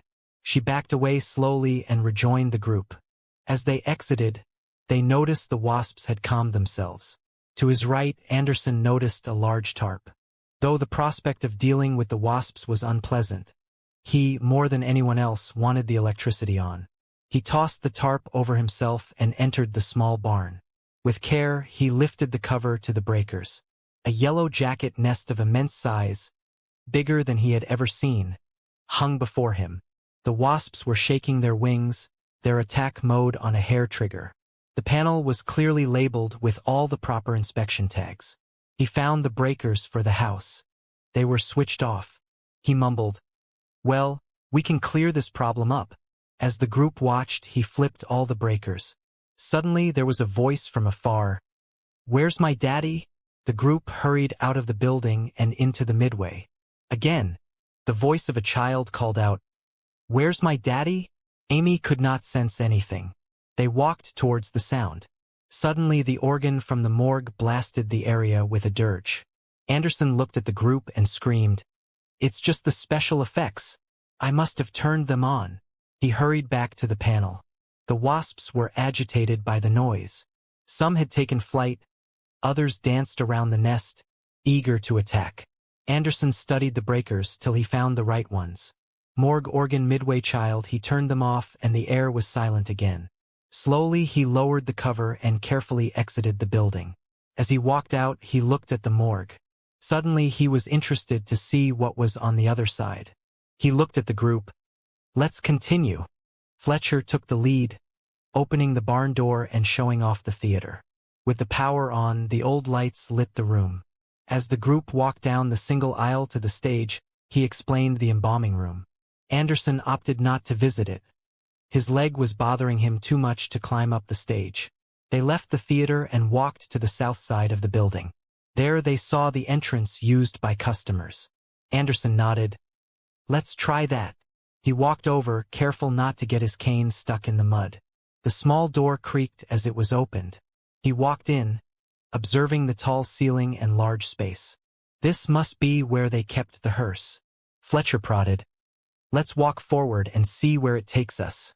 The group walked on, thankful the utility lights were on. All of the decorations had been removed. Nothing but barren walls remained. As they came to an exit, it looked as if there was some sort of outside display, but now removed. They walked around to the back of the barn, through thorn bushes and overgrown weeds. They were careful where they stepped, as ant mounds lie everywhere. The bushes were overgrown and the fence surrounding the small area was in disrepair. Though it was now a part of the Halloween display, they could tell it was an original part of the property. At some point, this area was a garden of some sort. As they made their way around the vegetation, they came to a large metal door. Amy could feel the energy. "That's the back door." Anderson turned the rusty old handle and the door creaked open. Before them was a stairway. Even though there was plenty of light, they kept their flashlights with them, ready for anything. As they entered the top floor, it was one room with a few open closets. The room was sterile, like an operating room. Fletcher walked around. "It's similar to the embalming room downstairs." Anderson entered. "It is the embalming room." Amy walked around, touching the old fixtures and medical equipment. "This is not a room of despair, but of kindness. This facility was used for good purposes. There is no ill intent here." As they explored the top floor, they came across a secret door that opened into the theater. From here, a person could view the ceremony below. Fletcher trained his flashlight upwards and found an old pulley system. "I bet that was first used to load bales of hay." Anderson scanned it. "Yes, but Mr. Maybrick used it to bring the caskets in and out of the embalming room. There was no direct exit from the upper floor to the theater. They had to go back the way they came." As they walked down the stairs, Amy felt as if she was being watched. She held on to Mary, thankful they were leaving. The group found their way out of the morgue and started back to Manor, but Anderson had to see the dungeon. He thought to himself, so what if this was not a part of the original property? As much as he paid, would the owner really mind? He grabbed a crowbar out of the ticket booth and pried the door open. He scanned the walls until he found a light switch. It was unusually high on the wall. He turned to Fletcher. "Guess that's so the customers don't ruin the show." Fletcher just looked at him. He felt Anderson was overstepping his bounds. He flipped on the service lights and walked in. Inside, all they found was an empty building with stacked props, wood, and design notes. He walked amongst the building supplies until he came across a cooler. He opened it and to his delight, it was filled with beer. Mary stepped forward and shut the lid. "It's not ours, let it be." He rolled his eyes as they walked out of the building. Fletcher did his best to secure the door, then caught up with them. As they approached the iron gate outside the manor, Jessie was standing there, her hands on her hips. "Where have y'all been?" "Breakfast has been on the table for 15 minutes. Anderson opened the door to the house and was amazed. Where he had felt his way in before, the entrance now made sense. In the dark, it felt as if he was going from room to room, but instead he was only going from the entrance through an archway and into the main living room. The darkness was quite deceiving. The group walked into the living room, and Jessie took the lead. "Well, while y'all were off exploring the property, I got to see the beauty of the house firsthand." Amy thought, there is nothing beautiful about this place. The manor looked more as a museum than a house. The staircase, intricately carved, stood out in the full light. The wood floor was beautifully preserved. All around them were details they had missed. Jessie urged them to go into the dining room. As they entered, they were amazed at her service. The table was filled with eggs, bacon, sausage, biscuits, jelly, donuts, fruit, and juices. The flatware was shiny, as if it was brand new. The plates, a brilliant white, were spotless. She had found 2 candles, lit them in the center of the table, and surrounded them by flowers. Underneath it all lay a beautiful tablecloth with gold and red trim. The group was not only memorized by the elaborate breakfast and display, the room itself was magnificent. The walls of the dining room were covered in a red and white floral pattern that ran halfway down the wall, where oak took over and ran to the base. The paintings, 2 on each wall, framed the room and gave it character. Each of the paintings was different, from a scene of the Roman Colosseum to the hills of Tennessee. It was a dining room fit for the wealthy. The mood at breakfast was somber. The only one truly enjoying themselves was Anderson. So far, he was pleased with his investment. As he looked about the table, he lifted his glass of orange juice. To Reindeer Manor, may she be as good as we hoped. The group raised their glasses and half-heartedly joined the toast. Amy glanced down at Anderson. You don't seem to be heeding my warning.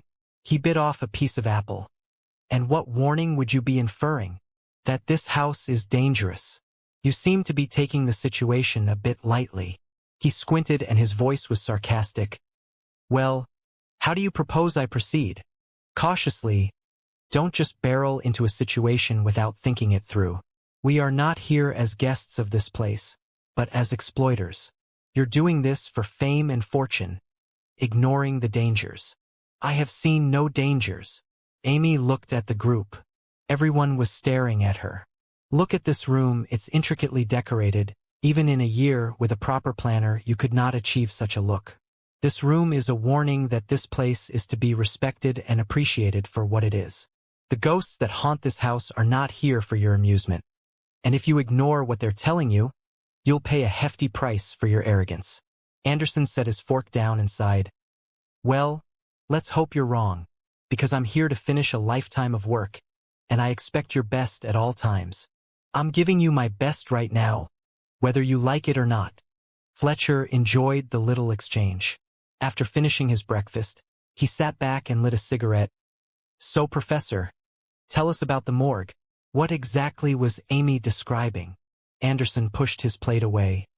Well, the history of the morgue comes after the Sharps are long gone. The owner of the morgue, Jonathan Maybrick, from Alvarado, leased the building and turned it into a residence funeral parlor. I'm not sure if he named the morgue 13th Street, or if the name came from his first morgue in Alvarado, which was on 13th Street. In any case, the Maybricks were a kind and loving family, but quite poor. Amy looked at him. Wait, I have heard the story. The embalming room was on the 2nd floor, she pointed. But we found an additional one under the stage. Is the history wrong? Anderson was unsure of what to say. I can't explain why you found an embalming room under the stage. I can tell you that James Jr. and his wife were into the occult. It's possible that room is not related to this part of the story. After a brief moment, he continued.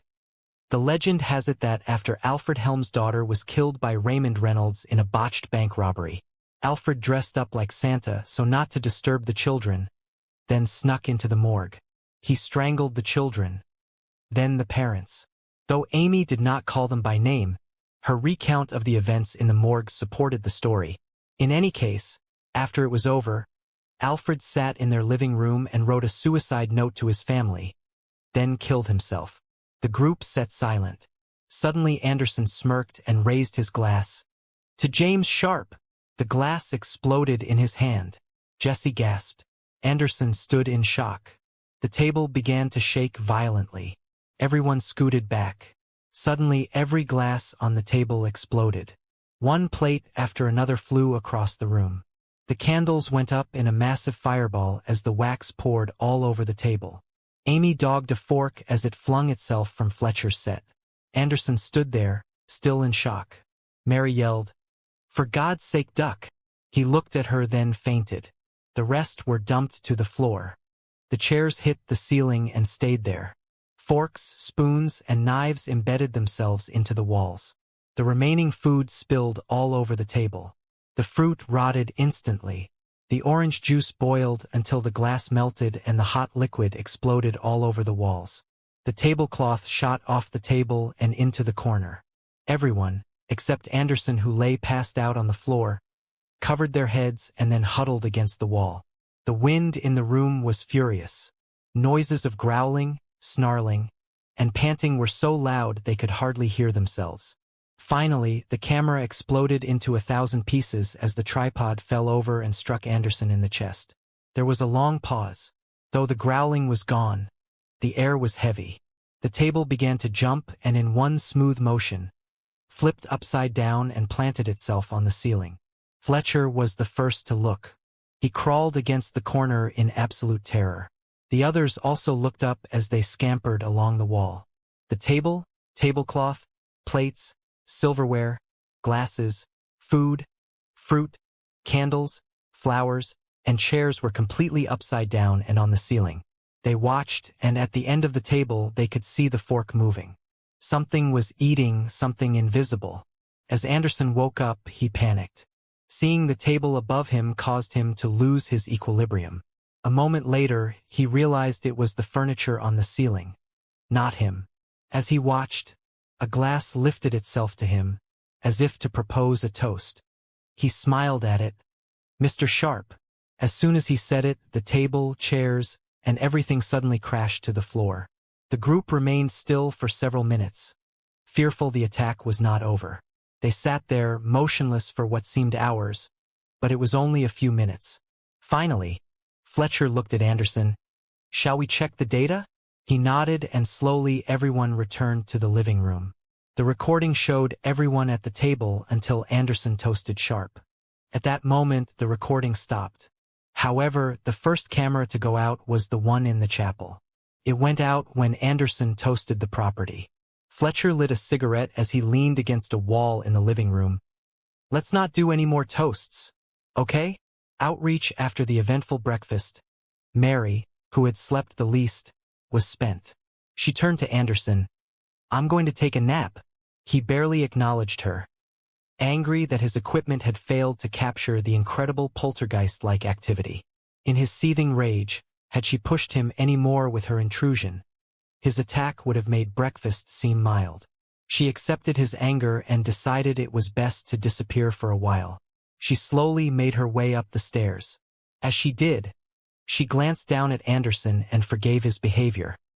He worked so diligently, always the consummate perfectionist. His ruthless ways was more a credit to his rise to the top than his teaching ability. He had a wonderful way of bluffing his way through conversions on topics he knew little about. Rare was the time he was actually called on his views. Liberal to a T, he refused to acknowledge anything dealing with personal growth other than his own. Conservative in his own life, but made it quite apparent to the rest that the benefit of the society depended on those in power, and he wanted to be the power. She reached the top of the stairs and glided over to her bedroom. Upon entering, she closed the door. For the first time, she was getting a truly intricate look at her bedroom. She had not noticed the beautiful decor of the wooden dresser. She walked over and rubbed her hands along its finished surface. It was smooth as glass, as if it was made the day before. The intricate carvings of Indians along its side were impressive. The handles on the drawers looked like real gold, with white pearls on the end. It was obviously handmade. The craftsmanship was far beyond store-bought quality. She stepped back and marveled at the maroon walls, with a deep forest green border at the top. The border curved into the ceiling, which was a bronze pressed tin design. Within the border was a lighter green vine with sporadic leaves. Like the dining room, the maroon came down most of the way until it met an oak panel that extended to the floor and ran the length of the room. The floor was like that of the rest of the house, a deep-colored hardwood, cherry perhaps. She yawned, ready for long nap, a hibernation filled with dreams of fancy, unreal possibilities, a vacation of the mind, and a replenishment of the body. Mary slowly undressed, making as little effort as possible. Unlike Amy, she was hoping for an interruption. Slowly she undressed, giving a gentleman caller plenty of time to catch her in her vulnerable state. However, to her disappointment, there was none. She became completely relaxed as she slipped into her nightgown. She spread her hands over the bed. It was the softest material she had ever felt. No longer did she fear the dark. but instead welcomed it. She was grateful the room was without windows. The daylight would impede a restful slumber. But now, a person could sleep anytime and for much greater periods. She climbed into the massive bed and stretched out her feet as far as she could. Such a lovely feeling to know she could not reach the end of the bed.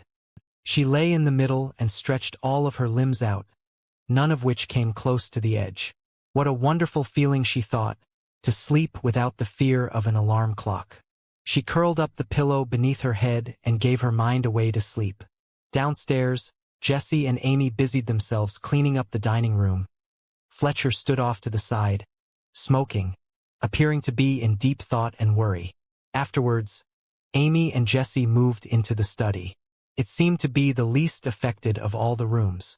Its wood-paneled walls, ornate furniture, and aristocratic-like smell were somewhat inviting. It reminded them of some of their favorite college professors. Sometimes, within the halls of the university, it seemed if the outside world did not matter. It was a club for the better of society. The study seemed to capture and enhance that fantasy. Amy pondered, was it Sharp's room or his son's? She nosily went about the business of inspecting the desk and its contents. Such beautiful handwriting, she said. Jesse curled up on one of the couches. Handwriting is a lost art. Amy handed a stack to her.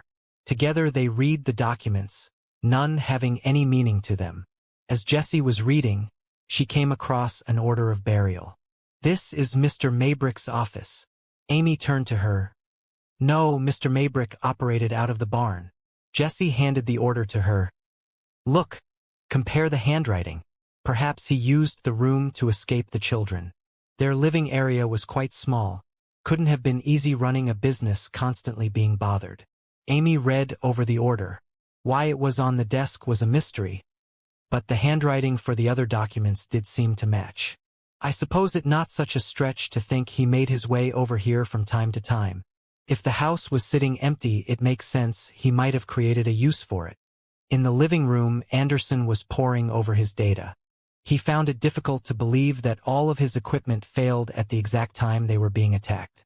Though, from other hauntings, spirits often showed a curiosity about the equipment left in the room, though none disrupted the signal. He thought, sure, perhaps the wireless signal could show some degradation, but the wired one, how could that be? His frustration grew as he realized he had nothing to prove what happened. Fletcher was leaning against the wall, smoking. He seemed to find peace in his surroundings. Something was on his mind, and though he found this to be a wretched place, he would rather be in here than in the real world. The credit he was promised for this project was not quite as important to him as the money. He was extremely low on funds, having only a few days of cash reserve remaining. He found comfort as he recalled his deal with Dean Schultz.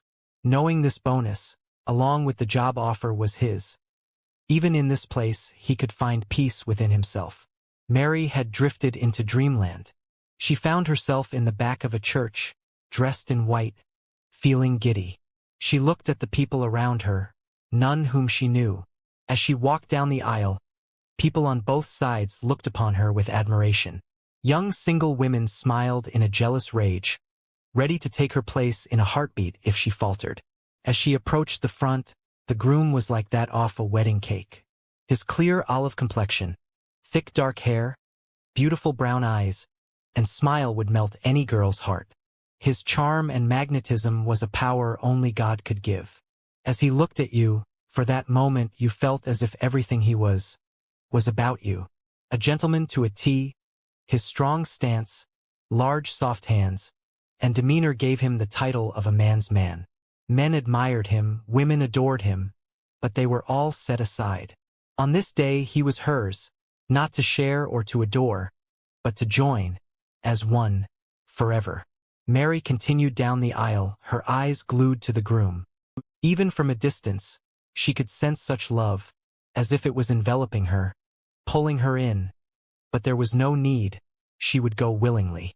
Her mind filled with memories, and though not her own, she was willing to own them nonetheless. She envisioned a beach, perhaps at a lake or the ocean. The sun was just cresting over the horizon, resting from a long and arduous day. Her groom lay beside her. As she lay on her back, staring into the ever-deepening blue sky. He twirled her hair, saying things of fancy and outlandish romantic adventures. She sat up. But what of children? I shall fill your house with a variety of both sexes. A haunting of the most splendid variety. A house so filled with love that it intoxicates the entire town. She lay back, and out of the corner of her eye, she saw a sparkle, as if a new star had been born. Her eyes focused as her heart raced. Before her, within the grasp of his fingers, was the most beautiful ring she had ever seen. She sat up in an instant, he to follow. My darling, such a pleasure it has been during our courtship. But let us end that. Let us take a new step, embrace each other as one. In God's house, let us be wed. She accepted the ring to her finger. She thought, a wedding is but a formality. I have been wed to you since the first day I saw your beautiful eyes. She kissed him intensely, marveling at the fleshy feel of his perfect lips. She drew back, tears streaming down her cheeks. Yes, my darling, I shall marry you. Instantly she was back in the church. She looked upon her groom's face as she took his hand. The pastor said something, but she was too involved in the moment. Time seemed to stand still. No power on the earth was greater than this feeling. From behind her she heard, "Her mother and I do." The pastor began to speak, but she could not hear the words. It was as if she was in a trance. She said nothing, reacted to nothing. But the pastor looked at her as if she was speaking and responded accordingly. Moments later, she turned, almost robotically, as if she was programmed. The groom leaned in and kissed her, his soft lips, like silk pillows upon hers. Such an embrace, a moment in time so great it could align the planets. She held fast to him, kissing him, ignoring all that surrounded her. To her dismay he drew back, smiling as if it was the first time he had seen her. She turned and found the congregation on their feet, applauding. Strange, she thought, she could not hear them. As they walked down the aisle, she felt as if she was floating, as if her movements were scripted. All around her, the lights began to fade. The scenery was changing, the chapel. Wait, she thought, the chapel. Downstairs, as Mary slept, the group sat in the living room. A lull had fallen upon them. No longer were there any questions or curiosities. The events of the morning had taken hold. Whatever was there was all around them. As the group sat silent, a loud shudder rocked the house. The group quickly rushed outside. Anderson, as usual, brought up the rear, unable to move as quickly. As he joined the rest, near the hayride road, there in the distance he saw a large mass of black smoke billowing into the atmosphere. Someone's bound to be hurt, Fletcher said, impressed by the growing cloud. Anderson knew they had to help. This far into the country, there was no guarantee anyone else had heard the explosion. Look back in the yard. See if there is a four-wheeler or something. Fletcher walked into the side gate off the hayride road. It led back to the staging and prop construction area. All around him were tools, scattered wood, porta-potties, a maze of paths, and overgrown bushes and trees. He slowly wound his way through until he came to a small shed. It did not look like the other houses. Obviously, it was not a part of the attraction. He looked inside and was relieved to see a golf cart. Luckily, the door was not locked. As he opened it, the dull hum of the charger was a welcome sign. He thought back to his days on the golf course. A lovely fantasy that temporarily allowed him to escape the horror surrounding him. He disconnected the dusty charger from the vehicle and backed it out. Slowly and carefully, he guided it around the broken pieces of wood and scattered nails. Time passed and Mary was standing at the manor. All around her she looked. It was so different, so new. Nothing from the attraction was there. The air, the trees, even the sounds of nature was soothing. As she looked to the east, she could see rolling hills of farm and pasture. Cows grazed on the horizon as all manner of vegetables grew in a field close to the house. As she looked upon the house, she could tell it was not yet finished. She could see the construction of it, but it was odd. There were no timbers, no wood of any kind. The base of the house was a thick block of concrete. Iron girders and support beams spanned the area. It was of the most unusual construction she had ever seen. She stepped up onto the porch and noticed the newly formed concrete was white, almost as bright as marble. The red brick was vibrant and gorgeous, and though there were no windows yet, she could tell by the construction, they were far more elegant than she had envisioned. She walked into the house, only having to step through the steel support columns. The roof had yet to be constructed, but she could see the lines by the girders and how it would all come together. Beautiful, she thought. As she continued, she noticed all the piping for the kitchen. The house was at the pinnacle of technology of its time. It had what most Americans could only dream of. She came to the chapel area. It was different. On the concrete, she saw it was divided. She looked and could see the study. From inside the study area, a door was marked that led to that most horrible of places. She put her finger on the dividing line and thought, the chapel was originally 2 large walk-in closets, a pantry for the kitchen and a closet for the study. It's not Mr. Sharp who haunts this house, but his son. She walked back into the center of the structure. She looked at the area where the basement stairs would have been, but nothing was there.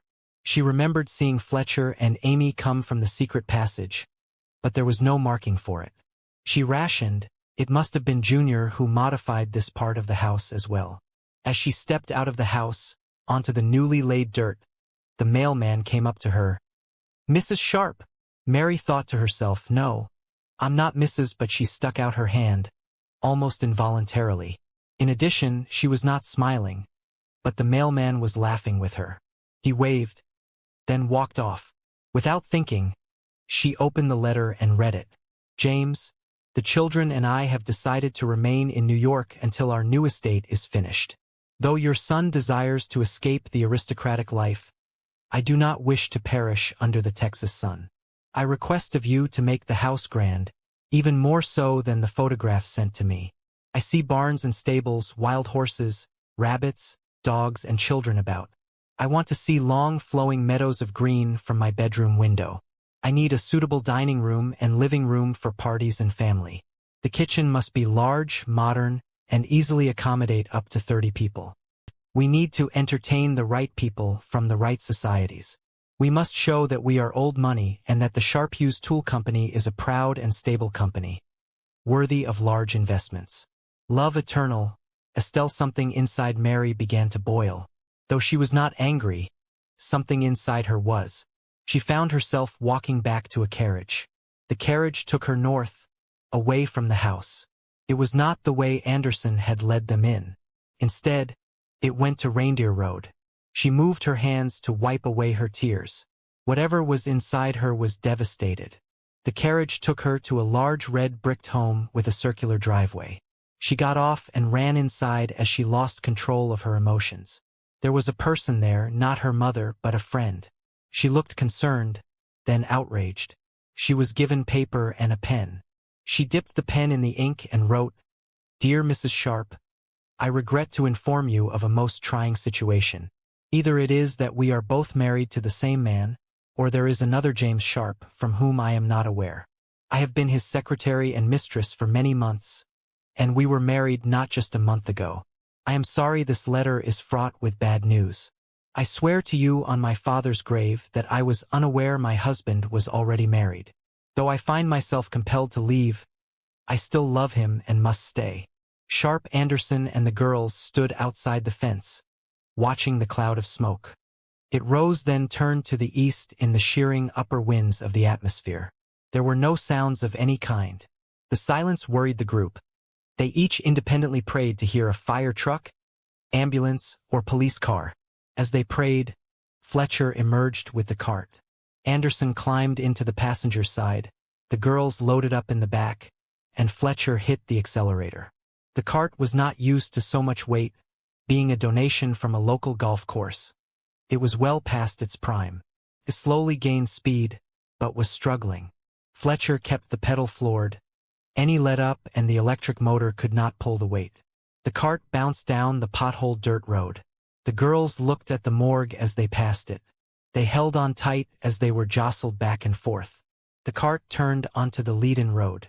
The bumps smoothed out and the cart picked up speed. In the distance, they could see cows grazing just beyond the tree line. They had not noticed them when they came in yesterday. Out of everything they had experienced, seeing the cows was a comforting sight. Finally, after what seemed an eternity, they reached the outer barricades. Fletcher hopped off and opened them as Anderson scooted into the driver's side. He pushed the pedal and drove the cart though. Fletcher then closed the barricades and boarded into the passenger side.